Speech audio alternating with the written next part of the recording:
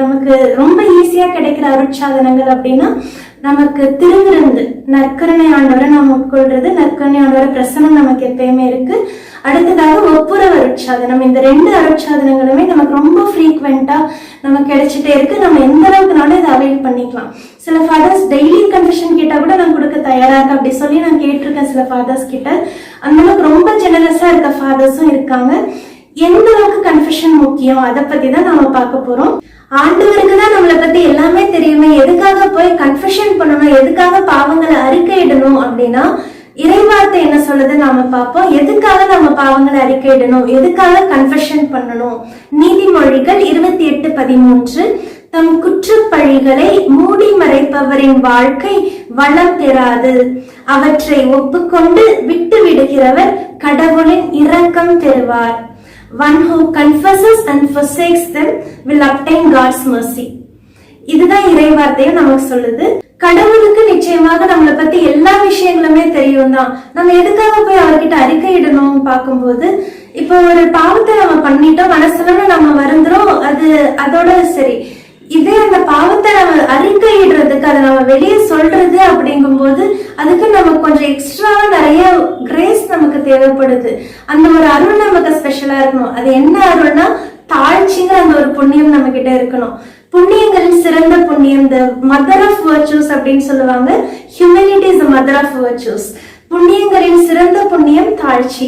இந்த தாழ்ச்சிங்கிற ஒரு விஷயம் இருந்தாதான் நம்முடைய பாவங்களை நம்மளால அறிக்கையிட முடியும். எப்ப நாம ஆண்டவருக்கு எல்லாமே தெரியும், நான் எதுக்கு அறிக்கையிடணும், நான் மனசுக்குள்ள ஆண்டவர்கிட்ட ஒப்புரவாயிட்டேன் அப்படின்னு நம்ம மனசுலயே நாம நினைச்சிட்டு இருக்கும் போது இறைவார்த்தை நமக்கு சொல்வது என்னன்னா, தம்முடைய பாவங்களை மூடி மறைப்பவருடைய வாழ்க்கை வளம் பெறாது. இதுவே நாம அறிக்கையிடும் போது ஆண்டவருடைய இரக்கத்தை நாம பெற்றுக்கொள்கிறோம். இந்த உலகத்துல மனுஷர்களாக நமக்கு வேண்டியது ஆண்டவருடைய இரக்கம்ங்கிற ஒரு விஷயம்தான். எவ்வளவுதான் நமக்கு பிளெஸிங்ஸ் எல்லாமே நமக்கு கொட்டி கொட்டி இந்த உலகம் நமக்கு எவ்வளவு நாளும் கொடுக்கலாம், உறவுகள் நமக்கு எவ்வளவு நாளும் கொடுக்கலாம். எல்லாத்தையுமே கடந்து நாம எப்பயுமே நாம தேடிட்டு அலைஞ்சிட்டு இருக்கிறது நமக்கு ரொம்ப ரொம்ப அவசியமானது. மனிதர்களாக நமக்கு வேண்டியது, இந்த உலக வாழ்க்கையில மிக அவசியமானது ஆண்டவருடைய இரக்கம். இந்த இரக்கத்தை நாம பெற்றுக்கொள்வதற்காக நம்முடைய பாவங்களை நிச்சயமாக நாம அறிக்கையிட வேண்டும். அப்படிதான் இறைவார்த்தையும் நமக்கு சொல்லுது. எதுக்காக போய் பாவங்களை குருவானவர்கிட்ட அறிக்கையிடணும்? நம்ம பாவங்களை குருவானவர்கிட்ட போய் அறிக்கையிடும் போது ஃபாதர்ஸ் கிட்ட போய் கன்ஃபெஷன் பண்றதுனால ஃபாதர்ஸ் என்ன பண்ண போறாங்க? ஃபாதர் அதை எப்படி நியூட்ரலைஸ் பண்ணி எப்படி அந்த பாவங்களுக்கு மன்னிப்பு கொடுத்து அந்த பாவத்துக்கு அவங்க என்ன பரிகாரம் செய்ய முடியும் அப்படின்னு நம்ம கேட்டோம்னா, இறைவார்த்தை என்ன சொல்லுது, ஆதியிலிருந்தே என்ன ஒரு வழக்கம் இருந்தது, எதை கடைபிடிச்சிட்டு வந்தாங்க அப்படின்னு நம்ம பாக்குறோம். லேவியர் பிரிவு 5 இறைச்சொற்றல்கள் 5 முதல் 6 முடிய, அவர் தவறிழைத்தவராக காணப்படும் போது தாம் இழைத்த குற்றத்தை அறிக்கையிட்டு, இடையில சில பரிகாரங்கள் எல்லாம் வருது, அவருக்காக குரு அவரது பாவம் நீங்குவதற்கு பாவ கழுவாய் நிறைவேற்றுவார். ஒருத்தர் ஒரு தவறு செஞ்சிட்டாருன்னா அவர் ஒரு குருவானவர்கிட்ட போய் தன்னுடைய பாவங்களை அறிக்கையிட்டு பலியை ஒப்பு கொடுக்கும் போது அந்த குருவானவர் இவருடைய சார்பாக அவருடைய பாவங்கள் நீங்குவதற்காக பாவ கழுவாயை நிறைவேற்றுகிறார். இதுதான் ஒரு குருவானவரனுடைய பணி. இந்த பணியை ஒருத்தருடைய பாவங்களுக்காக பலியை ஒப்பு கொடுக்கிறது, பாவ கழுவாய செய்யறதுங்கிறது ஒரு குருவானவரால, ஒரு பிரீஸ்ட்னால மட்டும்தான் முடியும். லேவியர் நூல் பிரிவு 19 இறைச்சொற்றல்கள் 21 முதல் 22 நாம பாக்குறோம். அவன் தன் குற்றப்பழி நீக்கும் பலியாக ஆட்டுக்கிடாய் ஒன்றை ஆண்டவருக்கு சந்திப்பு கூடார வாயிலுக்குள் கொண்டு வர வேண்டும். அதனால் அவன் செய்த குற்றத்திற்காக ஆண்டவர் திருமுன் குரு கரை நீக்கம் செய்வார். அப்போது அவன் செய்த பாவம் மன்னிக்கப்படும். தன்மையில் இருக்க குற்றப்பழி நீங்கும்படிக்கு குருவானவர்கிட்ட வந்து ஆட்டுக்கிடைய பலியாக ஒப்பு கொடுக்கும் போது அந்த குருவானவர் இவருக்காக ஆண்டவர் முன்னாடி இருந்து கரை நீக்கம் செய்யறாரு. இந்த குருவானவருடைய இந்த பிரீஸ்ட்ஹுட், இந்த பணியை தான் நம்முடைய குருக்கள் தொடர்ந்து செஞ்சுட்டு வராங்க. எபிரேயர் நூல்ல பாக்குறோம், Jesus is the high priest. எல்லாருடைய பாவங்களுக்கும் கழுவாயாக ஜீசஸ் வந்து ஒரு பரிகாரத்தை செஞ்சுட்டாரு, எல்லாருக்காகவுமே அவர் உயிர் விட்டுட்டாரு.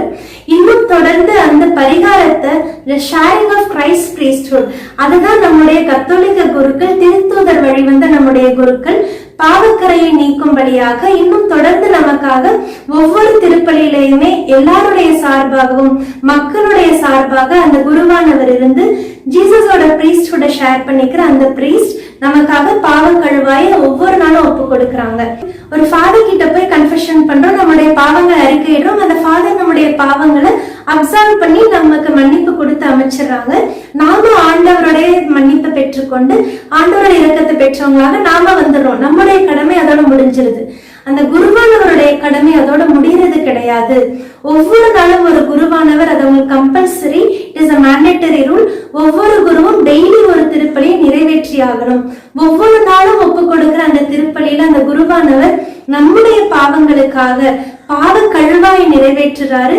ஆண்டவர் திரும்பவும் நம்முடைய குற்றங்களுக்காக கரை நீக்கம் செய்கிறாரு. ஒவ்வொரு திருப்பலியிலையுமே அது ரிவைவ் ஆயிட்டே இருக்கும். நாம அந்த ஃபாதரோட மெமரியில இருக்கோமோ இல்லையோ, அவங்க ஞாபகம் வச்சிருக்காங்களோ இல்லையோ, இந்த ஸ்பிரிச்சுவல் ரெல்ம்ங்கிறது ஒண்ணு இருக்கு. எப்ப நாம போய் ஒரு கன்ஃபெஷனுக்காக ஒரு ஃபாதர் கிட்ட போய் கன்ஃபெஷன் கேட்கிறோமோ அப்பவே நாம அந்த குருவானவருடைய ஸ்பிரிச்சுவல் சைல்ட் ஆயிரும். அந்த ஸ்பிரிச்சுவல் ஃபாதருக்கு நாம ஒரு ஸ்பிரிச்சுவல் சைல்ட் ஆயிரும். லைஃப் லாங் அந்த ஃபாதருடைய ஸ்பிரிச்சுவல் சர்க்கிள்குள்ள நாம இருந்துட்டே இருப்போம். ஒவ்வொரு நாளும் அந்த குருவானவர் ஒப்பு கொடுக்கிற அந்த திருப்பலியில அவரு அறிஞ்சிருக்காரோ அறியலையோ மறந்துட்டாலும் கூட அந்த ஸ்பிரிச்சுவல் ரெல்ம்ங்கிறது ஒண்ணு இருக்கு. ஆன்மாவின் அளவுல ஸ்பிரிச்சுவலி நமக்காகவும் சேர்த்து அந்த குருவானவர் ஒவ்வொரு நாளும் பாவ கழுவாய ஒப்பு கொடுத்துட்டே நமக்காக கரை நீக்கம் செஞ்சுட்டே இருக்காரு. நாம செய்யற கன்ஃபெஷன் நமக்கு ரிவைவ் ஆயிட்டே இருக்கும். நம்முடைய பாவங்களுக்காக எப்பயுமே நாம மன்னிப்பு பெற்று ஆண்டவருடைய இரக்கத்தை பெற்று கொண்டு வந்துட்டு இருக்கோம். இந்த ஒரு அத்தாரிட்டிங்கிறது, இந்த ஒரு வரம் நம்முடைய கத்தோலிக்க குருக்களுக்கு கொடுக்கப்பட்டிருக்கு. திருத்தூதர் வழி வந்தது. நான் எல்லா பாவங்களையும் போய் ஆண்டவர்கிட்டதான் அறிக்கையிடுவேன், டைரக்டா நான் ஆண்டவர்கிட்டே போய் கன்ஃபெஷன் பண்ணிட்டேன், எதுக்காக நான் போய் ஃபாதர் கிட்ட கன்ஃபெஷன் பண்ணும் அப்படி கூட கேக்குறவங்க இருக்காங்க. நம்ம ஃபாதர் கிட்ட போய் கன்ஃபெஷன் பண்ணும்போது அந்த ஃபாதர் டைரக்டா உடுப்பு போட்டு அப்படியே போய் உட்கார மாட்டாங்க. ஒவ்வொரு குருவானவரும் ஒரு சாக்ரமெண்ட் அட்மினிஸ்டர் பண்ணும்போது அங்க முதல்ல ஸ்டோல் போடுவாங்க. அவங்க ஜீசஸோட பர்சன் அந்த இடத்துல இருந்து அந்த ஒரு அருட்சாதனத்தை நம்ம பிளெஸிங்க நம்ம கொடுக்கறாங்க. ஸ்டோல் போடுவாங்க. இல்ல திருப்பலியின் போது அவங்க அந்த வெஸ்ட்மெண்ட்டை போட்டுப்பாங்க. அப்போ ஒரு குருவானவர் அந்த கன்ஃபெஷன் பாக்ஸ்லயோ இல்ல பலிபீடத்துல இருக்கும் போதோ ஒரு சாக்ரமெண்ட்ல பிளெஸிங் கொடுக்கும் போது ஜீசஸோட பர்சன்ல தான் அங்க இருக்காங்க. அப்ப அந்த பாவங்களை நாம அறிக்கையிடும் போது இதே நாம பர்சனலா நம்ம ப்ரேயர் பண்ணிக்கிறோம், நாம மன்னிப்பு கேட்கிறோம் போது நம்ம மனசுல நினைச்சுக்கிறோம். இதுவே ஒரு கன்ஃபெஷன்ல நாம போய் ஒரு குருவானவர் கிட்ட நம்முடைய பாவங்களை அறிக்கையிடும் போது அந்த குருவானவர் இயேசுவினுடைய இடத்திலிருந்து அவங்களுடைய வாயால நாம கேட்கிறோம், ஆண்டவர் உங்களுடைய பாவங்களை மன்னிக்கிறாரு, நானும் மன்னிக்கிறேன் அப்படின்னு சொல்லி நம்ம அப்சர்வ் பண்ணி அந்த ஃபாதர் நம்மளை அமைச்சு விடுவாங்க. இந்த ஒரு அக்னாலஜ்மெண்ட் இது நமக்கு கிடைக்கிறது கன்ஃபெஷன்ல மட்டும்தான். நாம போய் ஒரு குருவானவர் கிட்ட அந்த இடத்துல ஜீசஸ் இருக்கும் போது நம்ம ஜீசஸ் கிட்ட அறிக்கையிடும் போது ஆண்டவருடைய குரலாக இருந்து அந்த குருவானவர் நமக்காக பலியை ஒப்பு கொடுக்கிற அந்த குருவானவர் தான் ஆண்டவருடைய இடத்துல இருந்து நமக்கு சொல்றது, ஆண்டவர் உங்களுடைய பாவங்களை மன்னிக்கிறாரு, நானும் மன்னிக்கிறேன். அவர் கொடுக்கப்பட்ட அந்த குருங்கிற அந்த அத்தாரிட்டியோட அவங்க சொல்லுவாங்க. அந்த குறிப்பிட்ட ஜெபங்களை சொல்லி நம்மளை அப்சர்வ் பண்ணி அமைச்சிடுவாங்க. இந்த அக்னாலஜ்மெண்ட், ஆண்டவர் உங்களுடைய பாவங்களை மன்னிக்கிறாரு, மன்னிச்சிட்டாரு அப்படின்னு நாம கேட்கறது, இந்த அக்னாலஜ்மெண்ட் நமக்கு கிடைக்கிறது கன்ஃபெஷன்ல மட்டும்தான். இதுவே நாம இறைவார்த்தையில பாக்குறோம். தாவீது அரசர் பெரிய ஒரு பாவத்தை பண்ணிடுறாரு, ஆண்டவரோட கோபத்தை பெற்றுக்கொள்றாரு. ஆண்டவர் அவ்வளவு கோபமா இருக்காரு அவர் மேல, பெரிய ஒரு சாபம் அவரோட குடும்பத்துக்கே வருது. அப்ப அந்த தாவீது அரசர் மனம் வந்து ரொம்ப வருந்தி ஆண்டவர் கிட்ட அவரோட பாவத்தை அறிக்கையிட்டு மன்னிப்பு கேட்கிறார். நான் தப்பு பண்ணிட்ட ஆண்டவரே, நான் பாவம் செஞ்சுட்டேன்னு சொல்லும் போது அந்த பாவத்தை சுட்டி காட்டின அதே நாத்தான் இறைவாக்கினர் மூலமாக உடனே அங்க ஆன்சர் வருது, ஆண்டவர் உன்னோட பாவங்களை மன்னிக்கிறாரு அப்படின்னு சொல்லிட்டு நீ சாக மாட்டாய் அப்படின்னு அந்த நாத்தான் இறைவாக்கினர் மூலமாக அவருக்கு உடனே ஒரு பதில் கிடைக்குது. 2 சாமுவேல் 12:13. அப்போது தாவீது நாத்தானிடம், நான் ஆண்டவருக்கு எதிராக பாவம் செய்து விட்டேன் என்று சொன்னார். நாத்தான் தாவீதிடம், ஆண்டவரும் உனது பாவத்தை நீக்கிவிட்டார், நீ சாக மாட்டாய். இந்த வார்த்தையை கேட்கும் போது தாவீது அரசருக்கு முழுவதுமாக அந்த ஒரு கம்ப்ளீட் அக்னாலஜ்மெண்ட் ஆண்டவர் கிட்ட இருந்து கேட்குது. ஆண்டவரோட குரலாக இருக்கிற அந்த இறைவாக்கினர் அவராகவே அந்த இடத்துல அவருக்கு ஆண்டவர்கிட்ட இருந்து கிடைக்கிற அந்த மன்னிப்பை அவர்கிட்ட டிக்ளேர் பண்ணிடுறாரு. உன்னோட பாவங்கள் ஆண்டவர் மன்னிச்சிட்டாரு, நீ சாக மாட்டாய் அப்படின்ற அந்த ஒரு அக்னாலஜ்மெண்ட்டை கொடுத்து அந்த ஒரு ஆறுதலை தாவீது அங்க பெற்றுக்கொள்றாரு. இதுவே தாவீது போய் தனியாக பிரேயர் பண்ணிட்டு ஆண்டவர் என்ன மன்னிச்சிட்டாரு அவர் போயிருந்திருந்தாருனாலும் அவரோட மனசுக்குள்ள ஆழத்துல ஒருவேளை அந்த கில்ட் இருந்திருக்கலாம். இது அந்த இறைவாக்கினரனுடைய வாயினால ஆண்டவருடைய வார்த்தைய தாவீது அரசர் கேட்டு அவர் மன்னிக்கப்பட்டாருங்கிற அந்த மனநிறைவோட தன்னுடைய வாழ்க்கையை தொடர்ந்து ஆண்டவருக்காக வாழுறாரு. அந்த பாவங்களுக்கு ஏற்ற பரிகாரங்களையும் செஞ்சு அதற்கான சில தண்டனைகள் கொடுக்கப்பட்டதையும் ஏற்றுக்கொண்டு தொடர்ந்து அவருடைய வாழ்க்கையை ஆண்டவரை நம்பி வாழ ஆரம்பிக்கிறாரு. இந்த ஒரு அக்னாலஜ்மெண்ட் நமக்கு கிடைக்கிறது கேத்தலிக் பிரீஸ்ட் நமக்கு கொடுக்கிற அந்த கன்ஃபெஷன்ஸ் மூலமா தான். சரி, இது எல்லாமே பழைய ஏற்பாடு. புதிய ஏற்பாடுல எங்க இருக்குது கன்ஃபெஷன்? ஜீசஸ் சொல்லியிருக்காரா அப்படின்னு நாம பார்த்தோம்னா நம்ம புதிய ஏற்பாடுலையும் பாக்குறோம். திருமுழுக்கு யோவான் கிட்ட ஜனங்க அவங்களுடைய பாவங்களை அறிக்கையிட்டு மனம் மாறி திருமுழுக்கு பெற்றுக்கொள்றாங்க. திருமுழுக்கு யோவான் கொடுக்கிறது மனமாற்றத்திற்கான திருமுழுக்கு. அதுதான் நாங்க இறைவார்த்தையிலையும் பாக்குறோம். மார்க்கு நற்செய்தி 1 இறை சொற்றொடர்கள் 4 முதல் 5 முடிய.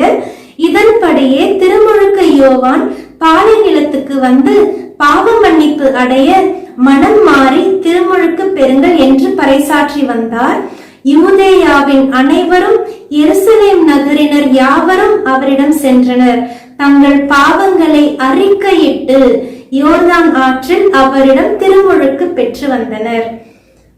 எல்லா மக்களுமே சேர்ந்து, அத்தனை பேர் திரளாக சேர்ந்து, எல்லாரும் சேர்ந்து திருமுழுக்கு யோவான் கிட்ட போய் தங்களுடைய பாவங்களை அறிக்கையிட்டு மனம் மாறி திருமுழுக்கை பெற்றுக் கொள்ளுறாங்க. இதுவும் ஜீசஸ் உலகத்துல வாழ்ந்த காலத்துல ஆண்டவர் இறந்து உயிர்த்தெழுந்த அப்புறமேட்டு யாருக்கிட்ட கன்ஃபெஷன் பண்ணாங்க? எதுக்காக ஒரு கேத்தலிக் பிரீஸ்ட் கிட்ட போய் நாம கன்ஃபெஷன் பண்ணணும் அப்படின்னு இறைவார்த்தையில நாம பார்க்கும்போது நமக்கு திருத்தூதர் பணிகள் 19:18 நாம பாக்குறோம். நம்பிக்கை கொண்டோர் பலரும் தாங்கள் செய்த தவற்றை ஒப்புக்கொண்டு அறிக்கையிட்டனர்.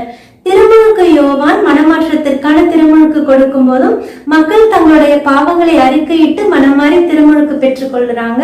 இதே திருத்தூதர்கள் கொடுக்கிற தந்தை மகன் தூய ஆவியின் பெயரால தூய ஆவியை பெற்றுக்கொள்ளும் திருமுழுக்கை அவர்கள் கொடுக்கும் போதும் மக்கள் அவங்களுடைய பாவங்களை அறிக்கையிட்டு திருமுழுக்கு பெற்றுக்கொண்டு ஒரு நம்பிக்கை வாழ்க்கையை தொடர்றாங்க. இது நம்ம எதுக்காக திருப்பி திருப்பி நாம செஞ்சுட்டே இருக்கோம்? எதுக்காக கன்ஃபெஷன் நாம ரெகுலரா செய்யணும் அப்படின்னு பார்த்தாலும் நமக்கு இறைவார்த்தை தெளிவாக சொல்லுது. திருத்தூதர் பவுல் நமக்கு சொல்லியிருக்காரு, நாம ஆண்டவருடைய திருவுடல் திரு ரத்தத்துல பங்கு கொள்ளும் போது தகுதியோடு நாம பங்கேற்க வேண்டும். தகுதி இல்லாம நாம பங்கேற்கிறனாலதான் நம்மள பல பேர் நோயுற்று இருக்கிறோம். அதனால தகுதியோடு நாம ஆண்டவருடைய திருவுடல் திரு ரத்தத்தை நாம பங்கு கொள்றோம். திருப்பலியில நாம நன்மை வாங்குறதுக்கு நாம தகுதியானவர்களாக இருக்கணும். அதுக்காக நம்ம அடிக்கடி கன்ஃபெஷனுக்கு போறது ரொம்ப ரொம்ப முக்கியம். அதுவும் டெய்லி மாஸ்க்கு போறவங்க முடிஞ்ச அளவுக்கு எவ்வளவு ஃப்ரீக்வெண்டா முடியுமோ கன்ஃபெஷன் அவைல் பண்ணிக்கிறது நல்லது. வீக்லி ஒன்ஸ்னாலும் சரி, எப்பனாலும் நாம திருச்சபை நமக்கு சொல்றது வருஷத்துக்கு ஒரு தடவையாச்சு எல்லாரும் கண்டிப்பா கன்ஃபெஷன் பண்ணணும் அப்படின்னு திருச்சபை நமக்கு சொல்லுது. இருந்தாலும் கூட ஒரு தடவையாச்சுன்னு தான் சொல்லுதே தவிர வருஷத்துக்கு ஒரு தடவைன்னு திருச்சபை அதை டிக்ளேர் பண்ணல. எந்த அளவுக்கு ஃப்ரீக்வெண்டா முடியுமோ நம்முடைய பாவங்கள் நாம அறிந்து உணர்ந்திருக்கும் போது நம்முடைய பாவங்களை அறிக்கையிட்டு நம்ம கன்ஃபெஷன் பண்றது நல்லது. எல்லாத்துக்கும் எல்லா நேரங்கள்லயுமே அது முடியறதில்ல, பாசிபிளா இல்லைங்கிற கட்டத்துலதான் ஒவ்வொரு நாளும் திருப்பலியில நாம 2 இடங்கள் நம்முடைய பாவங்களுக்காக ஆண்டவர்கிட்ட மன்னிப்பு கேட்கிறோம். ஒவ்வொரு திருப்பலியும் ஆரம்பிக்கும் போதே நாம எல்லாருமா சேர்ந்து ஆண்டவரோட இரக்கத்தை கேட்டு நம்முடைய பாவங்களை அறிக்கையிட்டு அங்க நாம ஆண்டவரோட மன்னிப்பை நாம கேட்கிறோம். நான் பாவி ஆண்டவரே, நான் பாவத்துக்கு உட்பட்டிருக்கேன், நான் பாவம் செஞ்சிருக்கேன், இந்த பாவங்களை நான் செஞ்சதுக்காக என்ன மன்னிச்சிருங்க சபையாக நாம சேர்ந்து ஒரு மன்றாட ஜெபிக்கிறோம். எல்லாம் வல்ல இறைவனிடமும் சகோதரர் சகோதரிகளே உங்களிடமும்னு ஆண்டவர்கிட்டயும் அங்க கூடி இருக்கிற சபையில இருக்க நம்முடைய சகோதரர் சகோதரிகள் எல்லாருக்கிட்டையும் அவங்களோட சேர்ந்து மாதாமா, எல்லா புனிதர்கள், வானதூதர்கள் இவங்க எல்லாருடைய பரிந்துரையுமே நாம கேட்டு எனக்காக வேண்டிக்கோங்கன்னு நாம சொல்றோம். அந்த பாவங்களை நம்ம ஒவ்வொன்றத்தையுமே தனித்தனியா அறிக்கையிட முடியாதுங்க போது அதை நம்ம ஜெனரலா சொல்றோம். என் சிந்தனையாலும் சொல்லாலும் செயலாலும் கடமையில் தவறியதாலும் பாவங்கள் பல செய்தேன் அப்படின்னு சொல்லி நம்முடைய பாவங்களை ஏற்றுக்கொண்டு அங்கேயே நாம ஒரு பாவ அறிக்கை செய்யறோம். குருவானவர் அங்கே நமக்கு ஒரு அப்சல்யூஷன் கொடுத்துடுறாங்க. அங்கே நம்முடைய பாவங்களுக்கு மன்னிப்பு கொடுத்து ஆண்டவருடைய இரக்கத்தை நாம பெற்றுக்கொண்டுதான் திருப்பலிக்குள்ள நாம கடந்து செய்யறோம். இறைவார்த்தை வழிபாடு, நற்கருணை வழிபாடு அப்படின்னு நம்ம திருப்பலியில தொடர்ந்து பங்கேற்கிறோம். திருப்பலியில நாம திருவிருந்தை உட்கொள்ளும் போதும் நாம ஒரு பாவ அறிக்கையை செய்வதுண்டு. ஆண்டவருடைய சரீரத்தை குருவானவர் உயர்த்தி காட்டும் போது இதோ இறைவனின் செம்மறின்னு சொல்லும் போது அப்பையும் நாம ஒரு பாவ அறிக்கை செய்யறோம். ஆண்டவரே, நீர் என் இல்லத்தில் எழுந்தருள நான் தகுதியற்றவன், ஆனால் ஒரு வார்த்தை மட்டும் சொல்லியறனும் எனது ஆன்மா நலமடையும். அந்த ஒரு பாவ மன்னிப்பை நாம ஆண்டவர் கிட்ட கேட்டுதான் ஆண்டவரோட திருவுடலை நாம உட்கொள்ளுறோம். திருப்பலியிலையும் நாம எல்லாருமே சேர்ந்து ஒரு சபையாக ஒருத்தருக்கு ஒருத்தர் நம்முடைய பாவங்களை அறிக்கையிட்டு ஆண்டவருடைய இரக்கத்தை பெற்றுக்கொண்டு தகுதியான முறையில நாம அந்த திருவிருந்துல பங்கேற்கணுங்கிறதுக்காக திருச்சபை இந்த மாதிரி ஒரு கட்டமைப்பை செஞ்சு வச்சிருக்குது. இதை நாம இறைவார்த்தையிலையும் பாக்குறோம், எப்படி சகோதர சகோதரிகள் கிட்ட நம்முடைய பாவங்களை அறிக்கையிடுறது, அதை பத்தியும் நாம பாக்குறோம். யாக்கோபு 5:16, ஆகவே ஒருவருக்கொருவர் பாவங்களை அறிக்கை செய்து கொள்ளுங்கள், ஒருவர் மற்றவருக்காக இறைவனிடம் வேண்டுங்கள், அப்பொழுது குணமடைவீர்கள். நேர்மையாளருடைய வல்லமை மிக்க மன்றாட்டு பயன் விளைவிக்கும். ஒருவருக்கொருவர் பாவங்களை அறிக்கை செய்து கொள்ளுங்கள். இததான் நாம ஒவ்வொரு திருப்பலியிலுமே ஒருத்தருக்கு ஒருத்தர் நம்முடைய பாவங்களை அறிக்கை செய்து நம்ம ஒருத்தருக்காக நாம வேண்டிக்கிறோம். அங்க இருக்கிற அந்த நேர்மையாளர்களுடைய மன்றாட்டை ஆண்டவர் கேட்டு நம்முடைய பாவங்களுக்கு மன்னிப்பு கொடுக்கிறாரு. கடைசியாக அந்த மன்னிப்பை நாம குருவானவர் மூலமாக நாம பெற்றுக்கொள்றோம். திருப்பலியிலையுமே ஆண்டவருடைய பாவங்களை மன்னித்து நிலைவாழ்வை அளிப்பாராக அப்படின்னு குருவானவர் நமக்கு சொல்லி நம்மள அங்க பிளஸ் பண்றாங்க. இந்த ஒருத்தர் கிட்ட அறிக்கை செய்து கொள்ளுங்கன்னு சொல்றாங்க. நான் என் ஃப்ரெண்டு கிட்ட கூட அறிக்கை செஞ்சுப்பேன், எனக்கு சர்ச்ல தெரிஞ்சவங்க கிட்ட எப்படியாவது நான் ஷேர் பண்ணிப்பேன். அப்படி இருந்தாலும் கூட அது ஒரு ஷேரிங்கா தான் இருக்குமே தவிர கன்ஃபெஷனுங்கிறது, அந்த பாவங்களுக்கு மன்னிப்பை கொடுக்கறது ஒரு குருவால மட்டும்தான் கொடுக்க முடியும். அந்த அதிகாரம் குருவானவருக்கு மட்டும்தான் கொடுக்கப்பட்டிருக்கு. எங்க கொடுத்திருக்கு, அவங்களுக்கு எப்படி அந்த உரிமை ஆண்டவர் கொடுத்தாரு, என்ன அத்தாரிட்டி ஆண்டவர் எப்படி கொடுத்தாருன்னு நம்ம பார்க்கும்போது மத்தேயு நற்செய்தி பிரிவு 18 இறை சுற்றடர் 18, மண்ணுலகில் நீங்கள் தடை செய்பவை அனைத்தும் விண்ணுலகிலும் தடை செய்யப்படும், மண்ணுலகில் நீங்கள் அனுமதிப்பவை அனைத்தும் விண்ணுலகிலும் அனுமதிக்கப்படும் என நான் உறுதியாக உங்களுக்கு சொல்கிறேன். நீங்க மண்ணுலகத்துல தடை செய்யறதையும் சரி அனுமதிக்கிறதையும் சரி, நீங்க தடை செய்யறத நான் தடை செய்வேன், நீங்க அனுமதிக்கிறத நான் அனுமதிக்கிறேன். இங்க நீங்க பண்றது அங்க விண்ணகத்திலயுமே தடை செய்யப்படும் இல்ல அனுமதிக்கப்படும். இந்த அத்தாரிட்டிய ஜீசஸ் குருக்களுக்கு மட்டும்தான் கொடுக்கிறாரு. சரி, இந்த ஒரு சட்டங்களுக்காக இருக்கலாம், ஒழுங்குமுறைகளுக்காக இருக்கலாம், அதை எப்படி பாவங்களுக்கு மன்னிப்பு கொடுக்கறதுக்கு ஆண்டவர் உங்களுக்கு அத்தாரிட்டி கொடுத்திருக்காங்க, அந்த அத்தாரிட்டி எல்லாம் குருக்களுக்கு கொடுக்கப்படல, அது எங்க கொடுத்திருக்காங்க அப்படின்னு கேட்டாலும் கூட இறைவார்த்தையில நாம பாக்குறோம், ஆண்டவர் இறந்து உயிர்த்தெழுந்த அப்புறமே சீடர்களுக்கு காட்சி கொடுக்கறாங்க. அப்ப அந்த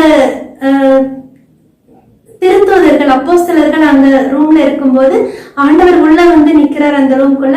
அப்ப ஆண்டவர் அவங்க கிட்ட சொன்னது, தந்தை என்னை அனுப்பியது போல நானும் உங்களை அனுப்புகிறேன்னு சொல்லி அவங்க மேல ஊதி தூய ஆவியை பெற்றுக்கொள்ளுங்கள் அப்படின்னு தூய ஆவியை கொடுக்கிறாரு. இந்த தூய ஆவியை கொடுத்ததுமே ஆண்டவர் அவங்களுக்கு ஒரு அத்தாரிட்டி கொடுக்கிறாரு. தூய ஆவியை பெற்றுக்கொள்ளுங்கள்னு சொன்னதுமே ஆண்டவர் சொல்ற என்னது, யோவான் நற்செய்தி 20:23, எவருடைய பாவங்களை நீங்கள் மன்னிப்பீர்களோ அவை மன்னிக்கப்படும், எவருடைய பாவங்களை மன்னியாதிருப்பீர்களோ அவை மன்னிக்கப்படா. இங்க ஆண்டவர் அவங்க கிட்ட சொல்றது, தந்தை என்னை அனுப்பியது போல நான் உங்களை அனுப்புகிறேன். அங்கேயே ஆண்டவர் திருத்தூதர்களை கமிஷன் பண்ணி விட்டுட்டாரு. அங்க தூய ஆவியையும் பெற்றுக்கொள்ளுங்கள்னு சொல்லி உடனே அந்த அத்தாரிட்டி அவங்களுக்கு கொடுக்கிறார் ஆண்டவர். நீங்க யாரோட பாவங்களை எல்லாம் மன்னிக்கிறீங்களோ அது எல்லாமே மன்னிக்கப்படும். அந்த அத்தாரிட்டிய, பாவங்களை மன்னிக்கிறதுக்கான அந்த அத்தாரிட்டிய ஆண்டவர் திருத்தூதர்களுக்கு மட்டும்தான் அங்க கொடுத்திருக்காரு.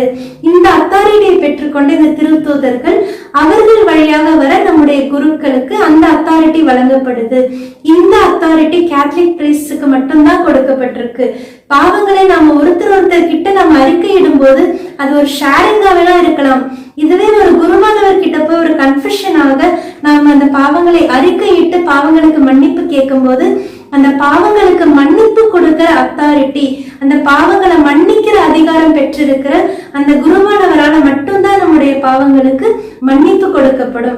இதனாலதான் ஒரு கன்ஃபெஷனுக்காக நாம கண்டிப்பாக குருக்கள் கிட்ட போய் நம்முடைய பாவங்களை அறிக்கையிட்டு நம்ம மன்னிப்பை பெற்று ஆண்டவருடைய இரக்கத்தையும் அருளையும் நாம் பெற்று வரணும். இதுதான் திருச்சபை நமக்கு கட்டமைச்சு வச்சிருக்கிறது.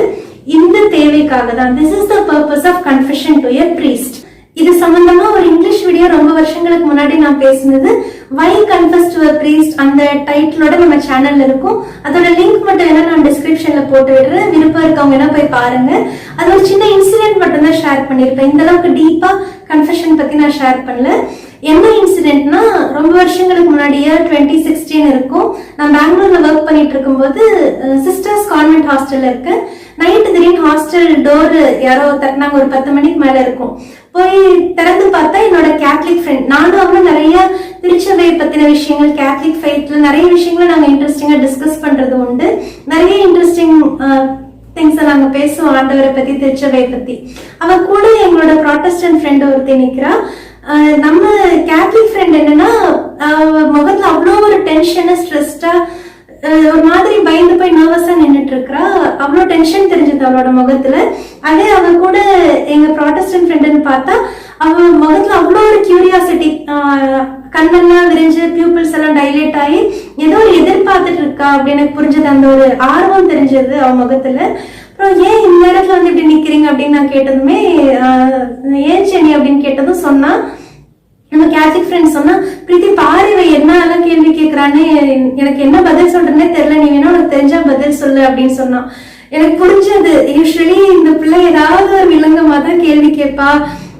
அது எதுன்னு ஏதாவது டிஸ்கஷன்ஸ் இருக்கும், ஆர்குமெண்ட்ஸ் வரும். என்ன கேட்டிருக்காளோ அப்படின்ட்டு சொல்லு, என்ன கேள்வி கேட்ட அப்படின்னு கேட்டதும் உடனே அந்த பிள்ளை சொன்னா, நான் கன்ஃபெஷன் பண்ணனா நான் டைரக்டா என்னோட காட் கிட்டே பண்ணிப்பேன், நீங்களாம் எதுக்கு போய் உங்க ஃபாதர் கிட்ட கன்ஃபெஷன் பண்றீங்க அப்படி கேட்டா. எனக்கா மனசுல, ஆண்டவரே இதுக்கு நான் என்ன பதில் சொல்லுவேன் அப்படின்ட்டு உள்ள ஒரு கன்ஃபியூஷன். இந்த டிஸ்கஷன்ஸ் ஃபுல்லாவே இங்கிலீஷ்ல தான் போயிட்டு இருந்தது. ஏன்னா அந்த பிள்ளைக்கு இங்கிலீஷ் தெரியாது, தமிழ் தெரியாது, இங்கிலீஷ்ல தான் போயிட்டு இருந்தது. நான் முடிஞ்ச அளவுக்கு அதை தமிழ்ல ப்ராப்பரா டிரான்ஸ்லேட் பண்ணி சொல்ல ட்ரை பண்றேன். அப்ப நான் மனசுல ப்ரேயர் பண்ண, ஆண்டவரே இதுக்கு நான் என்ன பதில் சொல்லுவேன் அப்படின்னு யோசிச்சுட்டு இருக்கும்போது எனக்கு திடீர்னு ஒரு டக்குன்னு ஒரு தாட் நல்ல ஸ்ட்ரைக் ஆச்சு மைண்ட்ல. ஆண்டவர் ஒரு பாயிண்ட் கொடுத்தாரு. அப்ப நான் உடனே கேட்டேன், ரூத் மறுபடியும் சொல்லி என்ன கேள்வி கேட்ட அப்படின்னு கேட்டதும் சொன்னா, நான் கன்ஃபெஷன் பண்ணனா நான் டைரக்டா ஆண்டவர் கிட்டே பண்ணிப்பேன், நீங்க எதுக்கு போய் ஃபாதர் கிட்ட கன்ஃபெஷன் பண்றீங்க அப்படின்னு கேட்டா. அப்ப நான் கேட்டேன், இப்ப கல்யாணம் பண்றதும் நீங்க போய் டைரக்டா கடவுள்கிட்டயே பண்ணிக்கலாம் இல்லையா, எதுக்காக ஒரு பாஸ்டர் கிட்ட போய் கல்யாணம் பண்ணிக்கிறீங்க? அதே போல பேப்டிசம் அப்படிதான், டைரக்டா போய் நீங்களே முங்கி எந்திரிச்சுக்கலாம் இல்லையா, எதுக்கு போய் ஒரு பாஸ்டர் முன்னாடி ஒரு பேப்டிசம் பண்ணிக்கிறீங்க? இப்போ பேப்டிசம்க்கு கல்யாணத்துக்கு ஒரு பாஸ்டர் வேணும்னா கன்ஃபெஷனுக்கும் கண்டிப்பா ஒரு பிரீஸ்ட் எங்களுக்கு வேணும் தான். அதே போலதான் இப்போ பிரீஸ்டே வேணாம் அப்படின்னா சர்ச்சஸும் தேவையில்லை. இப்போ ஒரு பாஸ்டர் வேணாம்னு நினைச்சீங்கன்னா எதுக்கு போய் முழுக்க ஞானஸ்தானம்னு கஷ்டப்பட்டு கோயில்ல இல்ல எங்கேயாவது ஆத்துல அப்படி எல்லாரும் முன்னாடி முங்கி எந்திரிக்கணும்? டைரக்டா அவங்க வீட்டு மொட்டை மாடிக்கு போய் இருக்கிற டைம்ல, ஆண்டவரே என்ன மன்னிச்சிருங்க, நான் மனம் மாறுறேன்னு சொல்லி என்ன திருமுழுக்கு கொடுங்க அப்படின்னு அங்க முங்கி எந்திரிச்சா போதுமே, அதோட முழுக்க ஞானஸ்தானம் முடிஞ்சிருச்சு இல்லையா? ஆனா அங்க ஒரு பாஸ்டர் நமக்கு தேவைப்படுது, சபைங்கிறது ஒண்ணு தேவைப்படுது. சர்ச்சுக்கு போய் ப்ராப்பரா ஒரு ஞானஸ்தானங்கிறது ஒரு குருவானவர் முன்னாடி வாங்கிக்கிறோம். இது போலதான் பாவங்களை மன்னிக்கிற அதிகாரம்ங்கிறது குருவானவருக்கு மட்டும்தான் கொடுக்கப்பட்டிருக்குது. பழைய ஏற்பாடுலயும் சரி, புதிய ஏற்பாடுலயும் சரி, நம்முடைய பாவங்களை அறிக்கையிடலாம். ஒரு சபையா சேர்ந்து எல்லாரும் முன்னாடி மைக்லயே கூட நாம சொல்லலாம். அந்த பாவங்களை நாம அறிக்கையிடும் போது it is a sharing, we confess in public. அந்த பாவங்களை மன்னிக்கிற அதிகாரம் பெற்றிருக்கிறது ஒரு குருவானவர் மட்டும்தான். ஒரு குருவால மட்டும்தான் பாவங்களை மன்னிக்க முடியும். அந்த அதிகாரம் நம்முடைய கத்தோலிக்க குருக்களுக்கு, திருத்தூதர்கள் வழி வந்த நம்முடைய குருக்களுக்கு மட்டும்தான் கொடுக்கப்பட்டிருக்கு. This is the beauty of Catholic priesthood. இந்த அதிகாரம், the authority to forgive one's sins in confession, இது வந்து கேத்தலிக் பிரீஸ்டுக்கு மட்டும்தான் இருக்குது. இந்த வீடியோவை நான் ஸ்டார்ட் பண்ணும்போதே ஒரு பப்ளிக் கன்ஃபெஷனோட தான் ஸ்டார்ட் பண்ணேன்.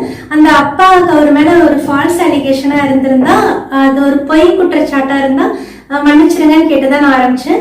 அந்த விஷயம் எனக்கு தெரிஞ்சதுமே நான் மனசுல ஆண்டவருக்குள்ள என்னோட பர்சனல் பிரேயர்ல நான் ஆண்டவர்கிட்ட உடனேயே நான் ரொம்ப ஃபீல் பண்ணி நான் மன்னிப்பு கேட்டது உண்டுதான். அதே போல பப்ளிக் கன்ஃபெஷனும் நான் இப்ப எல்லாரும் முன்னாடியுமே பண்ணியிருக்கேன். அவரு ஒருவேளை பார்க்க வேண்டி இருந்தாலும் கூட ஒருவேளை பண்ணிடலாம். இது எல்லாமே நான் கொஞ்சம் கொஞ்சம் ஒரு ஸ்டெப் எடுத்து கொஞ்சம் எக்ஸ்ட்ரா முயற்சி எடுத்து ஒரு கன்ஃபெஷனா பண்ணிட்டேன். இதுக்கும் ஒரு கிரேஸ் வேணும் தான். இதுக்கு அடுத்த லெவல்ல நான் போய் ஒரு ஃபாதர் கிட்ட நான் போய் கன்ஃபெஷன்ல பண்ணும்போது அது எனக்கு இந்த அளவுக்கு ஈஸி கிடையாது. நான் சொல்லும் போது நான் கண்டிப்பா திணறுவேன். ஒரு ஃபாதர் கிட்ட போய் நாங்க ஒரு கன்ஃபெஷன் நாங்க முட்டி போட்டு இப்படி ஒரு விஷயத்த நான் ஒரு டாக் கொடுக்கும் போது நான் சொல்லிட்டேங்கும் போது கண்டிப்பா எனக்கு அது ஒரு கஷ்டமா இருக்கும். அந்த அளவுக்கு எனக்கு கிரேஸும் ஹியூமிலிட்டியும் எனக்கு தேவைப்படுது. அந்த ஒரு ஹியூமன் வீக்னஸை நான் ஓவர் கம் பண்ணி தான் அந்த கன்ஃபெஷன்ல போய் நான் ஒரு ஃபாதர் கிட்ட மன்னிப்பு கேட்கிறேன். இப்படி நான் பப்ளிக்காவோ இல்ல பர்சனலாவோ நான் பண்ற கன்ஃபெஷனுக்கும் ஒரு குருவானவர் கிட்ட நான் போய் பண்ற கன்ஃபெஷனுக்கும் நிறைய வித்தியாசம் இருக்கு. அதுல என்னுடைய மனநிலை சுபாவம் எல்லாமே மாறும். அந்த ஹியூமனா என்னுடைய வீக்னஸ் எல்லாத்தையுமே தாண்டி அந்த இடத்துல ஆண்டவர் இருக்காரு அப்படிங்கிற அந்த ஒரு நம்பிக்கையையும் கொண்டு வந்து அங்க இருக்கிறது ஒரு குருவானவர் ஒரு மனிதர் அல்ல, அந்த குருவானவரோட இடத்துல in his person Jesus is there. அந்த ஒரு ஃபெய்த்தும் எனக்கு இருக்கணும். அந்த அளவுக்கு நான் அங்க போய் ஒரு ஃபாதர் கிட்ட நான் கன்ஃபஸ் பண்ற அளவுக்கு ஒரு ஹியூமிலிட்டியும் எனக்கு வேணும். அந்த அளவுக்கு எனக்கு கிரேஸ் கிடைக்கும், எனக்கு இங்க மன்னிப்பு கிடைக்குங்கிற அந்த ஒரு ஸ்ட்ராங்கான ஃபெய்த், அந்த ஒரு இரக்கத்தை தேடி போற அந்த ஒரு மனநிலையும் எனக்கு இருக்கணும். அந்த அளவுக்கு எனக்கு அருள் எனக்கு தேவைப்படுது. இவ்வளவு வித்தியாசம் இருக்கு. நாம ஒருத்தர் கிட்ட போய் பர்சனலா சொல்றதுக்கும் பப்ளிக்கா கன்ஃபஸ் பண்றதுக்கும் ஒரு குருவானவர் கிட்ட நான் போய் கன்ஃபெஷன் பண்ணி அந்த குருவானவர் ஆண்டவர் உங்களுடைய பாவங்களை மன்னிக்கிறாரு நானும் மன்னிக்கிறேன்னு சொல்லி அனுப்புறதுக்கும் நிறைய வித்தியாசம் இருக்கு. அதுதான் கேத்தலிக் கன்ஃபெஷனுடைய ஸ்பெஷாலிட்டி. அந்த அளவுக்கு இந்த கன்ஃபெஷனுக்குள்ள நிறைய விஷயங்கள் அடங்கி இருக்கு.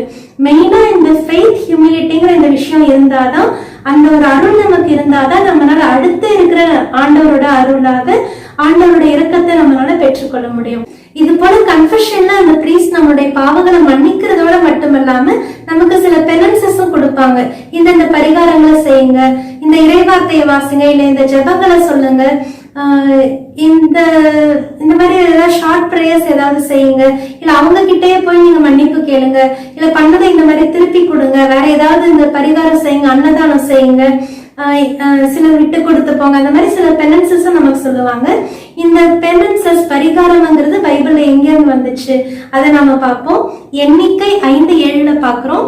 அவர்கள் தாங்கள் செய்த பாவத்தை அறிக்கையிட வேண்டும், தீங்கிழைக்கப்பட்டவனுக்கு அத்துடன் 1/5 கூட்டி கொடுக்க வேண்டும். இது போலதான் பரிகாரங்கள் அந்த காலத்திலயும் கொடுக்கப்பட்டது. சில பலியா ஒப்பு கொடுக்கறதெல்லாம் பார்த்தோம். ஆடு, அந்த மாதிரி சில புறாக்கள், இந்த மாதிரி நிறைய விஷயங்கள் இருக்கு.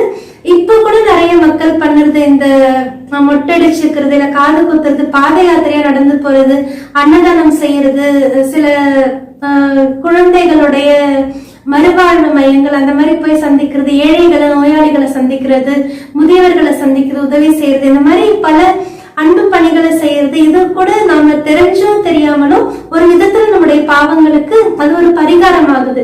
இதனால ஆண்டவருடைய உள்ளம் உருகும், நமக்கு ஆண்டவரோட மன்னிப்பு நமக்கு கிடைக்குது. அது நம்ம தெரிஞ்சு புரிஞ்சுக்கிட்டு என்னோட இந்த பாவத்துக்கு ஒரு பரிகாரமாக நான் இதை செய்யறேன்னு நாம அதை ஒப்பு கொடுக்கும் போது அது நமக்கு டைரக்டாவே அது ஒரு ஃபர்கிவ்னஸ் ஆக, ஒரு பெனன்ஸ் ஆக, பரிகாரமாக ஆயிடும் நம்முடைய பாவங்களுக்கு. இந்த பெனன்சஸ் பிரீஸ்ட் நமக்கு கொடுத்த அப்புறமேல உத்தமனஸ்தாப ஜெபம் சொல்லுங்க, ஆக்ட் ஆஃப் கன்ட்ரிஷன் நம்மள சொல்லுவாங்க. அப்ப அந்த ஜெபத்தை நம்ம சொல்லும் போதே சொல்வோம், இனிமேல் பாவம் செய்வதில்லை என்றும் பாவத்திற்கு ஏதுவான சூழ்நிலைகளை விட்டு விலகுவேன் என்றும் உறுதி கூறுகிறேன்னு ஒரு ரெசல்யூஷனை நாம பண்றோம். திருப்பி இந்த பாவத்தை நான் செய்ய மாட்டேன் அப்படின்னு நாம அதுக்கான ஒரு ரெசல்யூஷன் நாம கொடுக்கிறோம். கன்ஃபெஷன் செய்ய போகும்போதே நாம இந்த மனநிலையோட தான் போகணும். திருப்பி நான் இதை செஞ்சிடக்கூடாது, ஆண்டவரே நான் செய்ய மாட்டேன், எப்படியாவது இந்த பாவத்தை நான் விட்டு வந்துடுறேன்னு நாம சொல்லிட்டு அந்த ஒரு ரெசல்யூஷனோட தான், ஒரு உறுதிப்பாடு எடுத்துட்டு தான் நம்ம கன்ஃபெஷன் செய்யறோம். கன்ஃபெஷன்லயும் இந்த ரெசல்யூஷனை நாம எடுத்து இந்த ஜெபத்தை சொல்லுறோம். அப்ப ஃபாதர் நமக்கு இந்த பாவங்களுக்கு மன்னிப்பு கொடுத்து நம்மளை அப்சால்வ் பண்ணி அமைச்சு விடுறாங்க. நம்ம முதல்ல இந்த டாபிக் ஆரம்பிச்சப்ப நாம பார்த்த அந்த முதல் இறைவார்த்தையும் நாம பார்த்தோம். நீதிமொழிகள் 28:13, தம் குற்றப்பழிகளை மூடி மறைப்பவரின் வாழ்க்கை வளம் பெறாது, அவற்றை ஒப்புக்கொண்டு விட்டு விடுகிறவர் கடவுளின் இரக்கம் பெறுவார். நாம அறிக்கையிடுற பாவங்களை நாம விட்டு விடும் போது ஆண்டவர் நமக்கு இரக்கம் காட்டுறாரு. நம்ம எல்லா பாவங்களையுமே ஏதோ ஒரு பலவீனத்தோட தான் நாம செய்யறோம். இந்த ஊனியல்புக்குரிய தன்மை நமக்குள்ள எப்பயுமே இருந்துட்டே தான் இருக்கும். we are fragile humans. அந்த அளவுக்கு நாம ரொம்ப வீக்கா இருக்கோம் ஹியூமன்ஸா. இந்த ஃபர்ஸ்ட் தாட்ங்கிறது எல்லாருக்குமே வர்றது இயல்புதான். இப்போ ஃபாஸ்டிங் இருக்கிறோம், நான் இன்னைக்கு சாப்பிடவே மாட்டேன் அப்படின்னு நம்ம ஃபாஸ்டிங் ஆரம்பிக்கிற கட்டங்கள்ல என்னைக்கும் இல்லாம ஃபாஸ்டிங் இருக்கிற அன்னைக்குதான் திருப்பி திருப்பி பசிக்கும், எதோ பிடிச்சதெல்லாம் கண்ணு முன்னாடி வந்து போகும். அந்த மாதிரி ஃபர்ஸ்ட் தாட் எல்லாருக்குமே வர்றது அது ரொம்ப இயல்பு தான். இதே போல கோவம் படக்கூடாது, அந்த மாதிரி நம்ம ரெசல்யூஷன் எடுத்திருப்போம். கன்ஃபெஷன் பண்ணிட்டு நம்ம வெளியே வரும்போதே யாராவது அங்க முன்னாடி யாராவது கடுப்பேற்றுறதுக்குன்னு யாராவது முன்னாடி இருப்பாங்க, இல்ல டிரைவ் பண்ணிட்டு வரும்போது டிராபிக்ல சிக்னல்ல யாராவது வேணுமே இரிட்டேட் பண்றதுக்குன்னு யாராவது இருந்து நம்மளுக்கு ஏதாவது ஒரு கோவத்தை வர வைக்கிறதுக்கு அந்த இன்ஸ்டன்சஸ் இருக்கிறது ரொம்பவே இயல்பு தான். First thought, first instance of சின்னுங்கிறது எல்லாருக்குமே ரொம்ப காமன். இந்த ஹியூமன் ஃபிளஷ்ல நாம இருக்கும்போது மனித இயல்புக்குரிய அந்த தன்மைங்கிறது அந்த ஃபர்ஸ்ட் தாட் இருக்கிறது எல்லாருக்குமே ரொம்பவே காமன் தான். அது போல அந்த பாவத்துக்கு நாம உரம் போடும் போதுதான் நாம இந்த பாவத்தை நாம மனதளவுல உடல் அளவுல நம்ம செய்ய ஆரம்பிச்சிடறோம். இப்போ ஃபாஸ்டிங்ல நமக்கு டெம்டேஷன் வருதுங்கும் போது நாம ட்ரை பண்ணி அதை ஓவர் கம் பண்ணி அந்த ஃபாஸ்டிங்கை நாம முடிச்சிடறோம். அப்பதான் நாம சக்சீட் ஆகுறோம். அதே போல கோவம் கண்டிப்பா யாராவது கோவப்படுத்துவாங்க தான், ஏதாவது நம்ம கோவம் வருந்தா அப்ப நம்ம ரியலைஸ் பண்ணிக்கிறோம். ரியலைஸ் பண்ணிட்டு திருப்பி அதுக்கு பதிலாக அவங்க திருப்பி கத்தி விடாம இல்ல திருப்பி அவங்க ஹர்ட் பண்ணாம நம்ம வந்துடுறதுக்கு நம்ம கொஞ்சம் பொறுமையா நம்மளை கண்ட்ரோல் பண்ணிட்டு நம்ம வர்றதுக்கு நம்ம ட்ரை பண்றோம். இது போல நம்ம முயற்சி செஞ்சு அந்த சின்ன நம்ம ஓவர் கம் பண்ணும் போதுதான் நாம இந்த புனித நிலையை அடையிறோம். புனிதர்கள் யாருமே பாவமே செய்யாதவங்க புனிதர்கள் கிடையாது. பாவத்திலிருந்து எவ்வளவு சீக்கிரம் விழுந்து எந்திரிச்சாங்களோ அவங்கதான் புனிதர்கள். நாம ஒரு டெம்டேஷனை எவ்வளவு சீக்கிரம் நாம ஓவர் கம் பண்றோமோ, எத்தனை தடவை நாம ஒரு டெம்டேஷனை ஓவர் கம் பண்ணிட்டே இருக்கோமோ அந்த ஒவ்வொரு தடவையும் நாம புனித நிலைக்கு ஆண்டவரால் கொண்டு வரப்படுறோம். இந்த கிரேஸ் நமக்கு கிடைக்கிறது கன்ஃபெஷன் மூலமா தான். Confession is a seat of grace. ஒரு டெம்டேஷனை ஒரு பாவத்தை நம்ம ஓவர் கம் பண்றதுக்கான கிரேஸ் நமக்கு கிடைக்கிறது இந்த கன்ஃபெஷன் மூலமா தான். இந்த பாவம், தவறு, குற்றம் இது எல்லாமே ஹியூமன் வீக்னஸோட நம்ம எல்லாருமே செய்யறது இயல்புதான். It is human nature. இதுக்குரிய படிக்கல்கள் அப்படின்னு இருக்கு, இன்டென்சிட்டி லெவல்ஸ் ஒண்ணு இருக்கு. எவ்வளவு சீக்கிரமா நாம ஒரு பாவத்துல விழுந்துடுறோம், இல்ல எவ்வளவு சீக்கிரமா நம்ம அந்த பாவத்தை விட்டு நம்ம எந்திரிச்சிடறோம், எவ்வளவு சீக்கிரமா அந்த டெம்டேஷனை நம்ம ஓவர் கம் பண்ணிடுறோம். இதை வச்சுதான் நம்முடைய ஸ்பிரிச்சுவாலிட்டி, நம்ம ஆண்டவரோட இருக்கிற நம்ம உறவுங்கிறது எந்த அளவுக்கு நம்ம கிரேஸ் இருக்குங்கிறது இதுதான் தீர்மானிக்கிற விஷயம். இப்ப ஒரு பாவத்தை செய்யறதுக்கு அது ஒரு சைக்கலாஜிக்கல் டிசார்டரா கூட இருக்கலாம், இல்ல அது ஒரு ஹேபிச்சுவல் சின்னா கூட ஆகலாம், செஞ்சு செஞ்சு பழகி போயிருக்கலாம், இல்ல ஒரு அடிக்ஷன் ஆயிடலாம் ஒரு கட்டத்துல. இந்த மூணு விஷயங்களுக்குமே நிச்சயமாக கன்ஃபெஷனோட சேர்ந்து கவுன்சிலிங்கும் நிச்சயமாக தேவைதான். அந்த பாவம் எதுல இருந்து ஆரம்பிக்குது, அதனுடைய வேறு என்ன, finding the root of that sin, அந்த வேரை நாம கண்டுபிடிச்சாதான் அந்த பாவத்தை முழுவதுமாக சரி பண்ணி அதை ஓவர் கம் பண்றதுக்கான சொல்யூஷன்ஸ் என்ன நமக்கு தெரியும். இந்த மாதிரி ஒரு பாவம் ஒரு டிசார்டர் ஆகவோ ஹேபிச்சுவல் சின்னாவோ இல்ல அடிக்ஷனாவோ இருக்கும்போது நிச்சயமாக கன்ஃபெஷனோட சேர்ந்து கவுன்சிலிங்கும் அது நமக்கு தேவைதான். எல்லாருக்குமே ஏதோ ஒரு கட்டத்துல நமக்கு கன்ஃபெஷனும் தேவை, கவுன்சிலிங்கும் தேவைதான். ஒவ்வொரு பாவமும் பலவீனமும் இல்ல மனநல பிரச்சனைகளும் நம்ம எல்லாருக்கிட்டையுமே காமனா இருக்குதுதான். ஒவ்வொரு விஷயமும் ஒரு துளியாச்சும் ஒரு சின்னோ ஒரு வீக்னஸோ இல்ல டிசார்டரோ நம்ம எல்லாருக்கிட்டையுமே இருக்கிறது இயல்புதான். எந்த அளவுக்கு ஒரு சின்னோ வீக்னஸோ இல்ல டிசார்டரோ நம்ம கிட்ட ஜாஸ்தியா இருக்கு, எந்த அளவுக்கு அது தீவிரமா இருக்கு, இல்ல எவ்வளவு சீக்கிரமா நம்ம ஒரு டெம்டேஷனை ஓவர் கம் பண்ணி வரோம், எவ்வளவு சீக்கிரமா ஒரு இமோஷனை நம்ம ஹேண்டில் பண்றோம், அதை வச்சுதான் நம்முடைய கேரக்டர்ஸ்ல நாம டிஃபர் ஆகுறோம். இந்த ஒரு வேறுபாடு மட்டும் தான் நமக்குள்ள இருக்கே தவிர எல்லா பாவத்தின் தன்மையும் நம்ம எல்லாருக்குள்ளயுமே இருக்குது. அதை நம்ம ஹேண்டில் பண்ற விதம், அதை நம்ம வெளிக்காட்டுற விதத்துலதான் நாம எல்லாருமே வேறுபடுறோம். நம்முடைய பாவங்கள், நம்முடைய சென்ஸ் வீக்னஸஸ், நம்ம கிட்ட இருக்க பிரச்சனைங்க நமக்குள்ள இருக்கிறத தாண்டி நாம அதை ஹேண்டில் பண்றதை தாண்டி அது மத்தவங்களை பாதிக்கும் போது, நம்ம கிட்ட இருக்க பிரச்சனைங்க மத்தவங்களை அஃபெக்ட் பண்ணதும் போது அது ஒரு பெரிய பாவமாக மாறும். இப்ப சப்போஸ் ரொம்ப கோவப்படுறவங்க அப்படின்னு இருந்தா அந்த கோபத்தை அவங்க ஹேண்டில் பண்ண பாக்குறாங்க, முன்னிருந்து விட இப்ப அவங்க எவ்வளவு நல்லா கோபத்தை ஹேண்டில் பண்றாங்க. இந்த ஹேண்ட்லிங் ஆங்கர் பத்தி நான் ஃபியூச்சர் வேணும் ஏதாவது டாக் கொடுக்குறேன், வாய்ப்பு அமையறதுக்கு ஏத்த மாதிரி.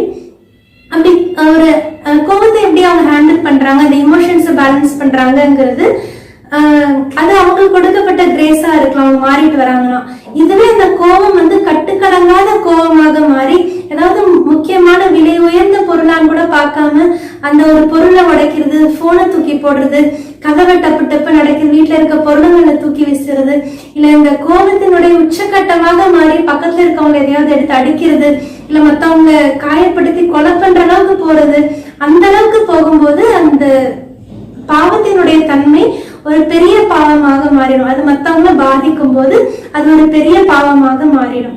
இறைவார்த்தையிலும் நம்ம பாக்குறோம், எபேசியர் 4:26 பாக்குறோம், be angry but do not sin. சினமுற்றாலும் பாவம் செய்யாதிருங்கள், பொழுது சாய்வதற்குள் உங்கள் சினம் தனியட்டும். நம்ம கோவப்பட்டாலும் கூட நம்ம தூங்க போறதுக்குள்ள எப்படியாவது நம்ம அதை ஹேண்டில் பண்ணி அந்த எந்த விஷயம் நம்மளை கோவப்படுத்துதோ அந்த விஷயத்த நம்ம மனசுலயாவது செட்டில் பண்ணி நம்ம ரிலாக்ஸ் ஆயிடணும். நம்ம அதே எண்ணத்தோட தூங்கும் போதுதான் இந்த நெஞ்சு கழிக்கிறது, இந்த டைஜஷன் ப்ராப்ளம், சில பைல்ஸ், இந்த மாதிரி கஷ்டமான உடல் சார்ந்த பிரச்சனைங்க வர்றது, தூக்கம் இல்லாம போறதெல்லாம் ஆகிறதுக்கு வாய்ப்பு இருக்கு. இறைவார்த்தை அதுதான் நமக்கு சொல்லுது, be angry but do not sin, let not the sun go down on your anger. சினமுற்றாலும் பாவம் செய்யாதிருங்கள், பொழுது சாய்வதற்குள் உங்கள் சினம் தனியட்டும். இந்த மாதிரி நம்ம எப்படி கோவத்தை ஹேண்டில் பண்றது, இல்ல ஒரு பாவத்தை நம்ம எப்படி கட்டுக்குள்ள வச்சுக்கிறது, எப்படி ஒரு டெம்டேஷனை நாம ஓவர் கம் பண்றதுங்கிறது நாம ஆண்டவரோட உறவுல நம்ம இருக்கும்போது அந்த கிரேஸ் ஆண்டவர் நமக்கு கொடுப்பாரு. இப்போதைக்கு ஒருத்தர் மேல பயங்கரமா கோவமோ வெறுப்போ இருக்குது, அவங்க பேசின பேச்சு இப்ப ஏதாவது எடுத்து அடிக்கணும் போல இருக்கு, இல்ல ஏதாவது பொருளை தூக்கி போடணும் போல இருக்கு, உடைக்கணும் போல இருக்கு, யாரையாவது அஃபெக்ட் பண்ணும், அந்த மாதிரி நமக்கு கோவம் வரும்போது அந்த நிமிஷம் நமக்கு உடனேயே ஒரு கன்ஃபெஷனோ கவுன்சிலிங்கோ கிடைக்கலனாலும் கூட எதையாவது தூக்கி போட்டு நம்ம உடைக்கிறதுக்குள்ள ஒரு டெம்பரரியா நம்ம அப்போதைக்கு அதை ஹேண்டில் பண்றதுக்கு வேணா நம்ம இதை செய்யலாம். அப்போதைக்கு நம்ம அதை ஹோல்ட் பண்ணிட்டு அவங்க மேல நம்ம காட்டுறதுக்கு பதில் தனியா அந்த இடத்துல இருந்து நம்ம மூவ் பண்ணிட்டு, ஃபார் எக்ஸாம்பிள் ஒரு நியூஸ் பேப்பர் கூட எடுத்துக்கோங்க, அவங்கள நினைச்சு அவங்கள செய்ய முடியாது, இந்த நியூஸ் பேப்பரை கிழிச்சு போடலாம். இது ரொம்ப சிம்பிளா நம்ம ஈஸியா ஹேண்டில் பண்ணிடலாம். அந்த மொமெண்ட்டுக்கு அப்போதைக்கு நம்மள ஹோல்ட் பண்ணிட்டோம்னா அந்த இடத்துல இருந்து நம்ம வெளியே கொண்டு வந்துட்டு ஒரு நியூஸ் பேப்பரை கிழிச்சு போடுறது, இல்ல இந்த படங்கள்ல சில சீன்ஸ் எல்லாம் காட்டுவாங்க, ஏதாவது பெண்ணை வச்சு இப்படி இப்படி குத்துவாங்க, அது கூட ஒரு அக்ரெசிவ் நேச்சர் தான். அந்த மாதிரி இல்லாம அந்த நியூஸ் பேப்பரை கிழிச்சு போடுறதுக்கு முன்னாடி கூட ஒரு பெண் எடுத்து நல்லா கிறுக்கு கிறுக்கு கிறுக்கு நல்லா அதை கிறுக்கி விட்டுட்டு அதுல இந்த கோவம் நல்லா ரிலீஸ் ஆகும். நல்லா கிறுக்குன அப்புறமேட்டு அந்த நியூஸ் பேப்பரை கிழிச்சு போடலாம். கொஞ்ச நேரம் அதை திருப்பி திருப்பி அந்த ஒரு 2-3 டைம்ஸ் நம்ம பண்ணும் போதே அந்த அளவுக்கு இருந்த கோவம் கொஞ்சம் இறங்கி வந்துடும். அந்த மொமெண்ட்டுக்கு பயங்கரமா கோவம் வருது, வெறுப்பு வருது, இல்ல இந்த பாவத்தை செய்ய தோணுது அப்படிங்கும் போது டெம்பரரியா இதை ஹேண்டில் பண்றதுக்கு நம்ம இதை செஞ்சாலே நம்மளுடைய பழக்கத்தை கொண்டு வந்துடலாம். இந்த ஹேண்டில் பண்ற விஷயத்துல எமோஷன்ஸ் அப்போதைக்கு நம்ம பேலன்ஸ் பண்றது, இந்த செல்ஃப் டிசிப்ளின், செல்ஃப் கண்ட்ரோல், சுய ஒழுக்கம், சுய கட்டுப்பாடு, இந்த விஷயங்களை நம்ம ஓரளவுக்கு நம்ம அனலைஸ் பண்ணி கொண்டு வரும்போது கன்ஃபெஷன், கவுன்சிலிங் இதெல்லாம் நம்ம அணுகி செல்லும் போது கொஞ்சம் கொஞ்சமா நமக்கு அந்த கிரேஸ் கிடைச்சு பாவம் பழகி போனது போல ஹேபிச்சுவல் சின்னா இருக்கிறது ஹேபிச்சுவல் டிரான்ஸ்ஃபர்மேஷனா மாறிடும். அப்படியே கொஞ்சம் கொஞ்சமா நம்மளோட இயல்பே மாறி போயிடும். இந்த மாதிரி கூட நம்ம அதை ஓவர் கம் பண்றதுக்கு டெம்பரரியா நம்ம ஹேண்டில் பண்ணலாம். கன்ஃபெஷன் மூலமாக அதிகமாக அந்த கிரேஸ் நமக்கு கிடைக்கும். எந்த அளவுக்கு ஃப்ரீக்வெண்டா நம்ம கன்ஃபெஷனை தேடி போறோமோ அங்க நமக்கு எந்த அளவுக்கு ஹியூமிலிட்டிங்கிற விஷயம் நமக்கு வருதோ, நம்ம ஹம்பிளா இருக்கிற அளவுக்கு நமக்கு கிரேஸ் அந்த இரக்கத்தின் அரியணையில கிடைக்கும். இரக்கத்தின் அரியணைன்னு எதுக்காக சொல்றேன்னா, ஒவ்வொரு கன்ஃபெஷன் பாக்ஸும் சரி, ஆண்டவரை நம்ம நீதியின் அரசராக பாக்குறோம். அது ஒரு நீதியின் அரியணை.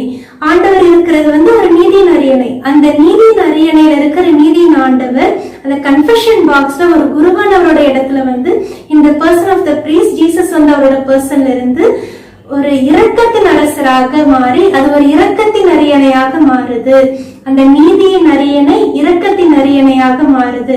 It is a throne of grace, a seat of grace. ஆக கன்ஃபெஷன்ங்கிறது a place of abundant mercy. கன்ஃபெஷன்ல நமக்கு கிடைக்கிறது shower of grace. We receive showers of grace in confession. இந்த outpouring of grace, அந்த sanctifying graceங்கிறது தான் நம்ம கன்ஃபெஷன்ல கிடைக்குது. அவ்வளவு புனிதமான இடம் தான் அந்த கன்ஃபெஷன் பாக்ஸ்ங்கிறது. நாம என்ன மனநிலையோட போறோம், எந்த அளவுக்கு நம்ம கிட்ட அந்த ஹியூமிலிட்டி இருக்கு, மாறணுங்கிற எண்ணம் இருக்கு, அந்த டிட்டர்மினேஷன் நம்ம கிட்ட எந்த அளவுக்கு ஸ்ட்ராங்கா இருக்கோ அந்த அளவுக்கு நமக்கு ஆண்டவர் கிரேஸும் கொடுத்துட்டே இருப்பாரு.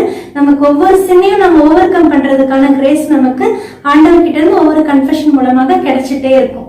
நம்ம கிட்ட இருக்கிற குறைகள், நம்முடைய பாவங்கள், பலவீனங்கள் மற்றவங்களை பாதிக்கிறது எந்த அளவுக்கு பெரிய பாவமோ அதே போலதான் மற்றவங்களே நம்முடைய பாவத்துக்குள்ள நாம இழுக்கிறது, மற்றவங்களே நம்முடைய பாவங்களால பலவீனத்தினால பாவம் செய்ய வைக்கிறது இன்னும் ரொம்ப பெரிய பாவம். இறைவார்த்தையிலயும் நம்ம பாக்குறோம், ரொம்ப கடுமையா இருக்கு அந்த வார்த்தையை நம்ம கேட்கறதுக்கே. மத்தேயு நற்செய்தி 18:6, என் மீது நம்பிக்கை கொண்டுள்ள இச்சிறியோருள் எவரையாவது பாவத்தில் விழச் செய்வோருடைய கழுத்தில் எந்திர கல்லை கட்டி தொங்கவிட்டு ஆழ்கடலில் அமிழ்த்துவது அவர்களுக்கு நல்லது. நம்ம கிட்ட இருக்க அந்த பாவத்தினுடைய தன்மை, அது என்ன பாவம்னே தெரியாத அளவுக்கு ரொம்ப இன்னசென்டா இருக்கவங்க, இல்ல அந்த பக்கமே போக விரும்பலன்னு ஒரு ஹோலியா இருக்க நினைக்கிறவங்க, அப்படி இன்னசென்டா இருக்கவங்கள நம்முடைய பாவத்துக்குள்ள இழுத்து அவங்கள இந்த பாவத்துக்குள்ள தள்ளுறதுங்கிறது இவ்வளவு பெரிய பாவமாக, அதுக்கு இந்த அளவுக்கு பெரிய தண்டனையை கொடுக்கலான்னு இறைவார்த்தை நமக்கு சொல்லுது.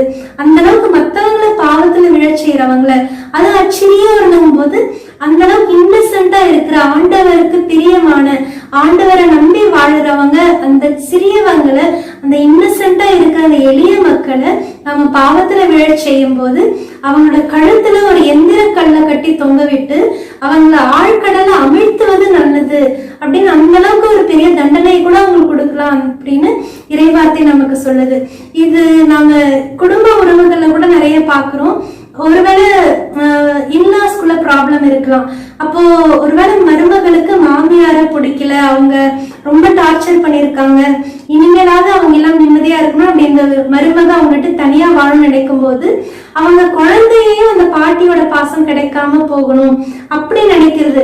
அவங்க பாட்டி இந்த மாதிரி அந்த மாதிரி அவங்ககிட்ட பேசாத, இல்ல அவங்க பேசுறத கட் பண்றது, குழந்தைய அந்த பாட்டி கிட்ட சேர விடாம தடுக்கிறது, இந்த மாதிரி அவங்களுக்குள்ள இருக்கிற கிரட்ஜ்ல இந்த வீக்னஸ் வச்சு இந்த குழந்தைக்கு அந்த பாட்டிங்கிற உறவு இல்லாம பண்றதுங்கிறது இது ஒரு பாவம். அப்ப அந்த குழந்தைக்குள்ளே அந்த வெறுப்புணர்வை நம்ம கொண்டு வந்துடுறோம், அவங்க கெட்டவங்கிறத திணிச்சிடறோம். இந்த இன்லாஸ்குள்ள மட்டும் இல்ல, குடும்ப உறவுகள்ல இந்த பொசசிவ்னஸ், இன்செக்யூரிட்டிங்கிற பேர்ல இந்த மாதிரி நிறைய விஷயங்கள் நடந்துட்டு இருக்கிறது உண்மைதான். ஃப்ரெண்ட்ஷிப்ஸ்குள்ளேயும் இது நிறைய இருக்குது. எல்லா உறவுகள்ல, ஆபீசஸ்ல, இந்த கரப்ஷன் நடக்கிற இடங்கள்ல எல்லாத்துலயுமே ஏதோ ஒரு விதத்துல அந்த இன்னசென்ட்டா இருக்கவங்களையும் அந்த பாவத்துல தள்ளி அவங்களையும் அந்த பாவத்தை செய்ய வைக்கிற அளவுக்கு, தூண்டுற அளவுக்கு, இல்ல அவங்க அந்த பாவத்துக்குள்ள தள்ளுற அளவுக்கு இன்ஸ்டன்சஸ் இருக்கிறது நிறைய காமனான விஷயம்தான். ஏற்கனவே சொன்னது போல நம்ம கிட்ட பாவங்கள், பலவீனங்கள் இருக்கலாம். நம்ம எந்த அளவுக்கு அதை விட்டு நம்ம மீண்டு வர ட்ரை பண்றோம், எந்த அளவுக்கு நம்ம முயற்சி செஞ்சுட்டே இருக்கோங்கிறது தான் நம்முடைய புனித தன்மையை நிரூபிக்குது. அதுதான் நம்முடைய புனித தன்மையை தீர்மானிக்குது. ஒரு டெம்டேஷனை நம்ம ஓவர் கம் பண்ணும்போது எல்லாமே நம்ம புனிதர்கள் தான். நம்முடைய ஸ்பிரிச்சுவாலிட்டிங்கிறது நம்முடைய சுய ஒழுக்கம், சுய கட்டுப்பாடு, செல்ஃப் டிசிப்ளின், செல்ஃப் கண்ட்ரோல், இந்த ரெண்டு விஷயங்களை வச்சுதான் தீர்மானிக்கிறோம். ஒருத்தர் எந்த அளவுக்கு ஒரு விஷயத்துல, இல்ல ஏற்கனவே செஞ்சுட்டு இருந்த விஷயமா இருக்கலாம், இல்ல புதுசாக அவங்க இன்ட்ரடியூஸ் ஆகிற ஒரு சர்க்கிள் இருக்கிற விஷயமா இருக்கலாம். இந்த நீதி தர்மம், இல்ல ஆண்டவர் முன்னாடி ஒரு நீதி உள்ளவராக, ஆண்டவருக்கு பிரமாணிக்கம்ங்கிற ஒரு விஷயத்தை கையில எடுத்து ஆண்டவருக்கு இது பிடிக்காதுங்கிற அந்த ஒரு காரியத்துக்காக, அந்த ஒரு காரணத்துக்காக நான் இதை செய்ய மாட்டேங்கிற அந்த ஒரு சுய ஒழுக்கம் அவங்களுக்குள்ள இருக்கு. இல்ல இதை நான் செய்ய மாட்டேன், எனக்கு பிடிக்குது ஆனாலும் நான் செய்ய மாட்டேன், இதை ஆண்டவர் ஹர்ட் பண்ணுங்கிறதுக்காக செய்ய தவிர்க்கிற அந்த ஒரு சுய கட்டுப்பாடுங்கிறது நம்ம கிட்ட இருக்குதுன்னா அப்பதான் நம்ம உண்மையாவே அந்த நல்ல ஸ்பிரிச்சுவல் பர்சனுங்கிற நம்ம ஸ்பிரிச்சுவாலிட்டி அதை தீர்மானிக்கும். இந்த self discipline and self control, இந்த விஷயத்தை வச்சு ஒருத்தருடைய ஸ்பிரிச்சுவாலிட்டியில நம்ம எந்த அளவுக்கு க்ரோ ஆயிட்டு வரோம், எந்த அளவுக்கு நாம இன்னும் ஆண்டவரோட அருளை பெற்றிருக்கிறோம், ஆண்டவரோட உறவுல நாம உறுதியா இருக்கோம், பிரமாணிக்கம்ங்கிறது இதுல வச்சு நாம நம்மளே நம்மள அனலைஸ் பண்ணிக்கலாம். நாம எப்பவுமே மத்தவங்க எப்படி இருக்காங்க நம்ம பார்க்க வேண்டாம், அவங்க கிட்ட செல்ஃப் டிசிப்ளின் இருக்கா, அவங்க கிட்ட செல்ஃப் கண்ட்ரோல் இருக்காங்க நம்ம அனலைஸ் பண்ண வேண்டாம். நம்ம கிட்ட இருக்கா, நாம எந்த அளவுக்கு மாறிட்டு வரோங்கிறத நாம பார்த்து நமக்குள்ள சேஞ்சஸ் கொண்டு வருவோம். நாம சேஞ்ச் ஆகும்போது நம்ம கூட இருக்கவங்க, நம்மள பாக்குறவங்க, நம்ம கூட பழகுறவங்க ஆட்டோமேட்டிக்கா அவங்களுக்குள்ள ஏதோ ஒரு இன்ஸ்பிரேஷன் ஆகி ஆண்டவர் அவங்களையும் நம்ம மூலமாக அவங்களுக்குள்ள செயல்படுவாரு. மாற்றம் தானாக உருவாகும். ஒவ்வொரு மாற்றமுமே நம்ம கிட்டதான் ஆரம்பிக்குது. இதை நாம புரிஞ்சுக்கிட்டு நம்மளே நாம சரி பண்ணிக்க பார்ப்போம். மத்தவங்களை கண்டெம் பண்றதை விட கன்ஃபெஷன்லயே நாம பண்ற தவறு இதுதான். கன்ஃபெஷனுக்கு போயிட்டு நம்முடைய பாவத்தை சொல்லணுமே தவிர இந்த ரீசன்னால இல்ல அவங்க சொன்னனால நம்ம ஜஸ்டிஃபை பண்ணக்கூடாது. ஃபார் எக்ஸாம்பிள், நான் ஸ்டார்டிங்ல சொன்ன இந்த பப்ளிக் கன்ஃபெஷன், நான் அந்த கன்ஃபெஷன் பண்ணது நான் பண்ணது தப்பு, இந்த விஷயத்த நான் இப்படி பேசிட்டேன், அதோட கன்ஃபெஷன் முடிஞ்சது. மற்றபடி அவங்க நியூஸ்ல அப்படி சொன்னாங்க, நியூஸ்ல இந்த விஷயத்த சொல்லல, இவங்க என்கிட்ட அப்படி அப்படிதான் சொன்னாங்கன்னு, இதனால நான் இந்த விஷயத்தை இப்படி பேசிட்டேன்னு சொல்லும்போது நாம அந்த சின்ன ஜஸ்டிஃபை பண்ண ஆரம்பிக்கிறோம். அப்ப அது கன்ஃபெஷன் ஆகாது. கன்ஃபெஷன்ல போயிட்டு நம்ம பத்தி, நம்முடைய வீக்னஸஸ் பத்தி மட்டும்தான் நம்ம பேசணுமே தவிர மற்றவங்களோட வீக்னஸஸ் அவங்கனால நம்ம மத்தவங்க பாயிண்ட் அவுட் பண்ணி பிளேமை இன்னொருத்தர் மேல போடக்கூடாது. கன்ஃபெஷன்ல நம்ம இதை செய்யக்கூடாது. சோ எந்த மனநிலையோட நம்ம கன்ஃபெஷனுக்கு போகணும் அப்படிங்கிறது ரொம்ப முக்கியம். எந்த மனநிலையோட இப்ப கன்ஃபெஷனுக்கு நாம போகணும்? நம்ம ஆண்டவரோட கர்த்தர் கற்பித்த ஜெபத்துல நாம சொல்றது போலவே, எங்களுக்கு எதிராக குற்றம் செய்வோரை நாங்கள் மன்னிப்பது போல எங்கள் குற்றங்களையும் மன்னியும். எனக்கு யாரு என்ன பிரச்சனை என்ன கொடுத்திருந்தாலும், என்ன நெருக்கடி கொடுத்திருந்தாலும், என்ன எவ்வளவு தப்பா பேசியிருந்தாலும், தப்பா நடத்தியிருந்தாலும், நான் அவங்களை மன்னிக்கிறது போல ஆண்டவரை நீங்களும் அவங்களை மன்னிச்சிருங்க அப்படின்னு நாம கேட்கிறோம். நமக்கு யார் யார் மேல எல்லாம் கிரட்ஜ் இருக்கு, நமக்கு யார் யார்கிட்ட என்ன மனத்தாங்கல்கள் இருக்கு, அப்ப நாம எந்த அளவுக்கு நம்ம ரெக்கன்சைல் ஆகுறோமோ, மனசளவுல நாம மத்தவங்களோட ஒப்புரவாயிக்கிறோமோ, மத்தவங்களை மன்னிச்சுட்டு நம்ம கன்ஃபெஷனுக்கு போறோமோ, அந்த அளவுக்கு ஆண்டவர் நம்மளை மன்னிக்கிறாரு, அந்த அளவுக்கு ஆண்டவர் நமக்கு இரக்கம் காட்டுறாரு. யாக்கோபு 2:13 பாக்குறோம், இரக்கம் காட்டாதோருக்கு இரக்கமற்ற தீர்ப்பு தான் கிடைக்கும், இரக்கமே தீர்ப்பை வெல்லும். ஒவ்வொரு கன்ஃபெஷனுங்கிறது ஒரு ஜட்ஜ்மெண்ட் சீட்ல இருக்கிற ஆண்டவர் ஒரு மர்சி சீட்டுக்கு வராரு. அங்க ஆண்டவர் அந்த ஜட்ஜா இல்லாம ஒரு காட் ஆஃப் மர்சியாக, இரக்கத்தின் ஆண்டவராக, நீதியின் ஆண்டவர் மாதிரி இரக்கத்தின் ஆண்டவராக நமக்கு அந்த இடத்துல இருக்கிறாரு. அப்ப நாம இரக்கம் உள்ளவர்களாக போகும்போது ஆண்டவரோட இரக்கத்தை பெற்றுக்கொண்டு நாம ஆண்டவருடைய இரக்கத்தால அந்த பாவத்துல இருந்து நாம மீண்டு வரோம். இறைவார்த்தையில் நமக்கு சொல்றது அதுதான், mercy triumphs over judgment. ஆண்டவரோட இரக்கம்ங்கிறது இந்த தீர்ப்பை வென்று நமக்கு ஆண்டவரோட இரக்கத்தை பெற்று தருது. அதற்குரிய மனநிலையோட நாம போகும்போது அதற்குரிய ஆசீர்வாதங்களை நாம பெற்றுக்கொள்ளுறோம். இப்போ ஒரு கன்ஃபெஷனுக்கு நாம போலான்னு நினைக்கும் போதே ஒரு சோதனை வரலாம். அதெல்லாம் அந்த ஃபாதர் இப்படி, இந்த ஃபாதர் இப்படி நம்ம ஜட்ஜ் பண்ணிடுறோம். அவங்க எப்படிப்பட்ட ஃபாதரா இருந்தாலும் சரி, அந்த இடத்துல அவங்க அந்த ஸ்டோல் போட்டு, கழுத்துல அந்த ஸ்டோல் போட்டு உட்காரும் போது அங்க அவங்க ஜீசஸோட பர்சன்ல தான் அந்த பிரீஸ்ட் இருந்து நம்முடைய பாவங்களை கேட்டு அப்சால்வ் பண்றாங்க. நான் லாஸ்ட் வீடியோல சொன்னது அதனாலதான் இப்ப இவ்வளவு பெரிய வீடியோவா இப்ப பேச வேண்டி இருக்கு. இத்தனை வருஷங்கள்ல பண்ண ஒரு 400-500 கன்ஃபெஷன்ஸ்ல அந்த ஒரு ஃபாதர் தான் அந்த கன்ஃபெஷனை போய் இன்னொருத்தர்கிட்ட போட்டு கொடுத்திருக்காரு, அவங்க சபையை காப்பாத்தணுங்கிறதுக்காக. இந்த மாதிரி ரொம்ப ரேர் எக்ஸெப்ஷன்ஸ் இருக்குதுதான். இது ப்ரீஸ் ரொம்ப கேர்ஃபுல்லா இருக்கணும். கன்ஃபெஷனோ கவுன்சிலிங்கோ இல்ல சும்மா இந்த பர்சனலா ஷேரிங்னாலும் கூட கான்ஃபிடென்ஷியாலிட்டிங்கிறது ரொம்ப முக்கியம். கன்ஃபெஷனல் சீலை நீங்க பிரேக் பண்ணும்போது ஒருத்தரோட ஃபெய்த்தை நீங்க பிரேக் பண்ணிடுறீங்க. இதுல ரொம்ப ரொம்ப கேர்ஃபுல்லா இருக்கணும் ப்ளீஸ். அந்த ஒரு செல்ஃப் டிசிப்ளின் அண்ட் செல்ஃப் கண்ட்ரோலையும் வளர்த்துக்கிறது ரொம்பவே முக்கியம். இதுக்கு நம்ம ஆண்டவருக்கும் கணக்கு கொடுக்க வேண்டி இருக்கு. அந்த கடவுளுக்குரிய பயம்ங்கிறது நமக்கு இருக்கணும். பிரியமானவர்கள், நாம தெரிஞ்சுக்க வேண்டியது எல்லா பிரீஸ்டுக்குமே இது தெரியும். அவங்களுக்கே கடவுள் மேலே அந்த ஒரு பயம், பொறுப்புணர்வுங்கிறது எல்லா பிரீஸ்டுக்குமே இருக்கிறது தான். ஏதோ ஒரு மனித இயல்பு இல்ல அது ரொம்ப சென்சிட்டிவான விஷயம் நான் சொன்னது. அவங்க சபைக்கு வெளியே வந்தா ரொம்ப பெரிய பிரச்சனை ஆயிடும் நினைச்சு பயத்துல பண்ணிருக்கலாம். அந்த மாதிரி எக்ஸெப்ஷன்ஸ் பயங்கர ரேர், ரொம்ப ரொம்ப ரேர் தான். யாரு எப்படிப்பட்ட குருவா இருந்தாலும் சரி, நாம ஒரு கன்ஃபெஷனுக்கு போகும் போது இந்த மாதிரி எல்லாம் நிறைய நமக்கு தடைகள் வரும். பேசாம கன்ஃபெஷனே பண்ணாம இருந்துடலாம், இவங்கெல்லாம் என்ன பிரீஸ்ட், இவர்கிட்ட எல்லாம் போய் நான் கன்ஃபெஸ் பண்ணுவா, அவங்க நேச்சர் இப்படி, அந்த மாதிரி நம்ம ஜட்ஜ் பண்ணலாம். யாரு எப்படிப்பட்ட பிரீஸ்டா இருந்தாலும் சரி, அந்த கன்ஃபெஷன் பாக்ஸ்ல அவங்க அந்த ஸ்டோன் போட்டு உட்காரும் போது அந்த இடத்துல ஜீசஸோட பர்சன்ல தான் அந்த பிரீஸ்ட் அங்க இருக்காங்க. நம்ம பாவங்களை ஒரு பிசிக்கல் பர்சனா அவங்க கேட்டாலும் கூட நமக்கு அங்க மன்னிப்பு கொடுக்கிறவர், நம்மளுடைய பாவங்களை கேட்டு நம்மளை மன்னிக்கிறவர் ஜீசஸ் கண்டிப்பா அங்க பிரசன்டா இருப்பாரு. இந்த ஃபெய்த்ங்கிற ஒரு விஷயம் இருந்தா போதும், நம்மள அது கன்ஃபெஷன் கொண்டு போகும். அந்த அளவுக்கு ஹியூமிலிட்டி நமக்கு தேவை. எவ்வளவோ தடைகள் வரலாம். இந்த ரெகுலரா இப்படி கன்ஃபெஷன்ஸ் பண்றவங்களுக்கு இந்த மாதிரி தடைகள் வரலாம். இல்ல ஒரு என்னைக்கும் இல்லாம புதுசா கன்ஃபெஷனுக்கு போலான்னு நினைக்கும் போது இந்த மாதிரி ஏதாவது தடைகள் வரலாம், சில தாட்ஸ் வரலாம். அவங்க மட்டும் ஒழுங்கா, பிரீஸ்ட் எல்லாம் கரெக்டா இருக்காங்களான்னு ஜீசஸோட பர்சன்ல தான் அந்த பிரீஸ்ட் உட்கார்றாரே தவிர நாம அந்த பிரீஸ்டோடைய நேச்சரை ஜட்ஜ் பண்றதுக்கு நமக்கு அங்க எந்த ரைட்டுமே கிடையாது.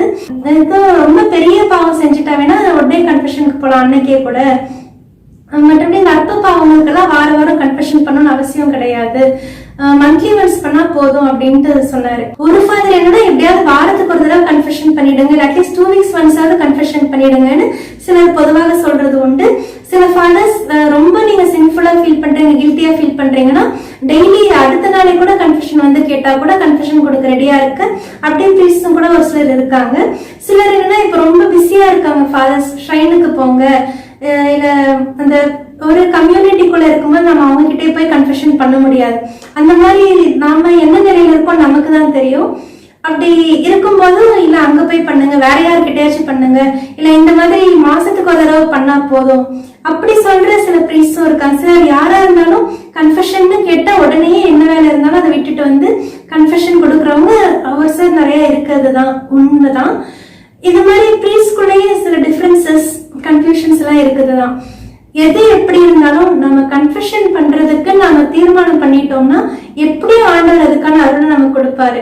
நாம கன்ஃபெஷன் பண்ணலான்னு தேடி போறப்ப இந்த மாதிரி குருக்கள் கிட்ட இருந்தே கூட நமக்கு தடைகள் வரலாம், நமக்கு கிரிட்டிசிசம்ஸ் வரலாம், இல்ல நமக்குள்ள இருந்து ஏதாவது ஒரு ரேஷனல் தாட் ரேஸ் ஆகலாம், வெளியே இருந்து ஏதாவது கன்ஃபியூஷன்ஸ் வரலாம், டவுட்ஸ் வரலாம். தடைகள் நமக்குள்ள இருந்து வரலாம், வெளியே இருந்து வரலாம். எது எப்படி இருந்தாலும் நமக்கு அந்த கிரேஸ் வேணும், ஆண்டவரோட இரக்கம் வேணும், இன்னும் நம்ம ஃப்ரூட்ஃபுல்லா இருக்கணும், இன்னும் நம்ம அடுத்த லெவலுக்கு ஆண்டவருக்கு அடுத்த படிநிலைக்கு நம்ம போய் ஆண்டவர் பணி செய்யணும். நம்ம அந்த உறுதியா இருக்கும்போது இதுதான் கன்ஃபெஷனுக்கு கிடைக்கிற கிரேஸை நாம புரிஞ்சுக்கிட்டோம்னா எப்படியும் நம்ம ஆண்டவரை தேடி போய் கன்ஃபெஷன் பண்றதுக்கு அந்த கிரேஸ் நமக்கு ஹெல்ப் பண்ணும். அதுக்கான ஹியூமிலிட்டி நம்ம கிட்ட வேணும். நம்ம சைட்ல இருந்து ஹியூமிலிட்டி இருந்தா ஆண்டவர் அதுக்குரிய ஃபெய்த்தையும் கிரேஸையும் இன்க்ரீஸ் பண்ணிக்கிட்டே இருப்பார். நமக்கு ரொம்ப ஃப்ரீக்வெண்டா கிடைக்கிற சாக்ரமெண்ட்ஸ் கன்ஃபெஷன், யூகரிஸ்ட், இந்த ஒப்புரவு அருட்சாதனம், திருவிருந்து, ஆண்டவரை நாம நற்கருணையில திருப்பலியை நாம் உட்கொள்றது, இந்த 2 அருட்சாதனங்களுமே திருச்சபை நமக்கு திருப்பி திருப்பி கிடைக்கிற அளவுக்கு நமக்கு ரொம்ப நிறைய ஆப்பர்ச்சுனிட்டிஸ் நமக்கு திருச்சபை கொடுத்து வச்சிருக்குது. சின்ன சின்ன ஊர்கள்ல கூட பாக்குறேன் ஃபாதர்ஸ் ரெகுலரா கன்ஃபெஷன் பாக்ஸ்ல காலையில 6 மணிக்கே பூசைக்கு முன்னாடி வந்து உட்கார்றதும், பூசை முடிஞ்ச அப்புறமும் வந்து உட்கார்றதும், சின்ன வயசு யங் ப்ரீஸ் கூட நியூலி ஆர்டன் ப்ரீஸ் கூட வந்து கன்ஃபெஷன் பாக்ஸ்ல ஏர்லி மாஸ்க்கு ஒரு ½ hour முன்னாடி இல்ல ஈவன் ஆஃப்டர் த மாஸ் அங்க அவைலபிளா இருக்கிறது பார்க்க ரொம்ப சந்தோஷமா இருக்கு. முடிஞ்ச அளவுக்கு please be available for confession. அப்போ அவங்க தேடி வந்து கன்ஃபெஷன் பண்ணணும்னு கேட்கறத விட when you already present there அவங்களுக்கே வீட்டுல இருக்கும் போதும் ஒரு தாட் வரலாம், இல்ல உட்கார்ந்து இருக்கிறத பார்த்தாச்சும் நம்ம போய் கன்ஃபெஷன் பண்ணிடுவோம் அப்படின்னு அதை அவங்க வர வைக்கும். அந்த ஒரு அட்ராக்ஷன் ஃபோர்ஸ், அந்த ஒரு டிரைவிங் ஃபோர்ஸ் அவங்களுக்குள்ள இருந்து எந்திரிக்கும்.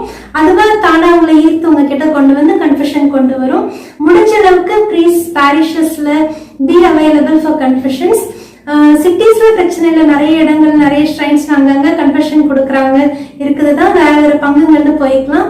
சின்ன சின்ன ஊருங்கள்ல நிறைய இடங்கள்ல நான் பார்த்திருக்கேன் கன்ஃபெஷன்ஸ்க்கு ப்ரீஸ் அவைலபிளா இருக்கிறது ரொம்ப காமனா இருக்கு. அது ரொம்ப சந்தோஷமான விஷயம். அதுக்காக தேங்க்யூ ப்ளீஸ். இந்த ஃப்ரீக்வெண்டா கிடைக்கிற இந்த சாக்ரமெண்ட்ஸ் கன்ஃபெஷன் அண்ட் கம்யூனியன் இது ரெண்டையுமே நம்ம பயன்படுத்தி கொண்டு ஆண்டவரோட அருள்ல வளர்றதுக்கு நம்ம முயற்சி செஞ்சுட்டே இருப்போம். எந்த ஒரு பாவமுமே ஆண்டவர் இது பெரிய பாவம், இதுக்கு நான் மன்னிப்பே தரமாட்டேன் அப்படின்ட்டு ஆண்டவர் எங்கேயுமே ஒரு டாட் அப்படின்னு சொல்லிட்டு அதை கன்க்ளூட் பண்ண கிடையாது. ஆண்டவரோட மனசு எப்படின்னா ஆண்டவருக்கு அன்பும் இறக்கமும் அப்படியே மனசுல பொங்கி வழியுமா. நம்ம ஏதோ ஒரு சிச்சுவேஷன்ல நம்மளுடைய தவறை ரியலைஸ் பண்ணி ஆண்டவரை நம்ம மன்னிச்சங்க நம்ம போய் கேட்கும் போது எப்படிப்பட்ட பாவமாக இருந்தாலும் ஆண்டவர் நமக்காக இறங்கி வருவாராமா. இறைவார்த்தையும் நம்ம பார்க்கிறோம். எனக்கு ரொம்ப பிடிச்ச ஒரு இறைவார்த்தை இது, ரோமையர் 5:20, where sin increased, grace abounded all the more. அதாவது பாவம் பெருகிய இடத்தில் அருள் பொங்கி வழிந்தது அப்படின்னு சொல்லுது. எப்படின்னா பாவம் பெருகுச்சான், பாவம் பெருகிய இடத்தில் அருள் பொங்கி வழிந்தது. அப்ப இப்ப பாவம் எங்க போச்சு? அருள் அதை அமுக்கி அடக்கிடுச்சு. This is confession. இதுதான் கன்ஃபெஷன்ல நமக்கு கிடைக்கிற கிரேஸ். ஆண்டவரோட பொங்கி வந்துட்டு இருக்க அந்த இரக்கத்துக்குள்ள நம்மளுடைய பாவங்கள் அப்படியே அமுக்கி காணாம போயிடும். அதான் பாவம் பெருகிய இடத்தில் அருள் பொங்கி வழிந்தது. அருள் பொங்கியதுன்னு மட்டும் சொல்ல, அருள் பெருகியதுன்னு சொல்லல, அருள் பொங்கி வழிஞ்சிச்சான். பாவம் பெருகிச்சான், அருள் பொங்கி வழிஞ்சிச்சான். இதுதான் கன்ஃபெஷனோட பியூட்டி. இந்த கன்ஃபெஷனுங்கிற விஷயத்த நாம முழுசாக அதுக்குள்ள இருக்கிற கிரேஸ் என்ன? Confession is the shower of grace. It is shower of God's mercy. அது ஒரு இரக்கத்தின் அரியணை அப்படிங்கறத நாம அறிஞ்சுக்கிட்டு அந்த அவுட்போரிங் ஆஃப் கிரேஸ், இந்த சாங்டிஃபைங் கிரேஸை கன்ஃபெஷன் மூலமாக எந்த அளவுக்கு ஃப்ரீக்வெண்டா நம்மளால அதை வாங்கிக்க முடியுமோ அந்த அளவுக்கு நம்ம பெற்றுக்கொள்வோம். இன்னும் நம்முடைய வாழ்க்கை ஆண்டவருக்கு ரொம்ப ஃப்ரூட்ஃபுல்லாக ஒரு கனித்தரும் வாழ்க்கையாக அமையறதுக்கு இந்த கன்ஃபெஷன் நமக்கு ரொம்பவே உதவியாக இருக்கும். இப்ப இருக்கிற வீடியோஸ்க்கும் சரி, பழைய வீடியோஸ்க்கும் சரி, இத்தனை வருஷங்களாக தொடர்ந்து சப்போர்ட் பண்ணிட்டு இருக்கிறவங்க, ரெகுலரா பாக்குறவங்க எல்லாருக்குமே என்னுடைய நன்றிகள். உங்களுடைய ஜெபங்களை தான் நான் எப்பயுமே கேட்டுக்கிறது. எனக்கு அதிகமா வேண்டியது உங்களுடைய ஜெபங்கள் மட்டும்தான். நான் எப்பயுமே உங்க எல்லாருக்காகவுமே ஜெபிக்கிறேன். என்னுடைய ஜெபத்துல நீங்க எல்லாருமே இருக்கீங்க. எனக்காகவும் நீங்க எல்லாருமே ஜெபிக்குங்க. உங்களுடைய ஜெபங்களை நான் கேட்டுக்கிறேன். ஒருத்தருடைய பாவங்களை மன்னிப்போம், விட்டு கொடுப்போம். இந்த கன்ஃபெஷனுங்க, இந்த சாக்ரமெண்ட்டை நம்ம முடிஞ்ச அளவுக்கு யூஸ் பண்ணிக்குவோம். குருக்கள் கிட்ட நம்ம கிடைக்கிற இந்த பாவ மன்னிப்பு இது எந்த அளவுக்கு ஒரு பெரிய வரம் நமக்கு அப்படிங்கறத நம்ம அறிஞ்சுக்கிட்டு, இந்த ஒப்புரவு அருட்சாதனம் எவ்வளவு பெரிய வரம். அது குருக்கள் கிட்ட நம்ம கிடைக்கிற இந்த பாவ மன்னிப்பு, அந்த அத்தாரிட்டியை பெற்று இருக்கிறது நம்மளுடைய கத்தோலிக்க குருக்கள் மட்டும்தாங்கிறத நாம அறிஞ்சு தொடர்ந்து எந்த ஒரு ஜட்ஜ்மெண்ட்ஸும் மேக் பண்ணாம, எந்த ஒரு நெகட்டிவ் தாட்ஸும் இல்லாம, அந்த ஹியூமிலிட்டிங்கிற ஒரு விஷயத்த வச்சு அந்த ஃபெய்த்தை நாம க்ரோ பண்ணி நிறைய கிரேஸையும் மர்சியும் நாம ஆண்டவர்கிட்ட இருந்து வாங்கிக்குவோம். நிறைய ஆண்டவருக்கு நம்ம ஃப்ரூட்ஃபுல்லான ஒரு நல்ல வாழ்க்கையை வாழ ஆரம்பிப்போம். தொடர்ந்து ஒவ்வொருத்தருக்காகவும் ஜெபிப்போம். ஆண்டவர் போற்றி, மரியே வாழ்க. ஆண்டவரின் பணியால், இயேசுவின் மனையால், மாதா பிள்ளை. நன்றி.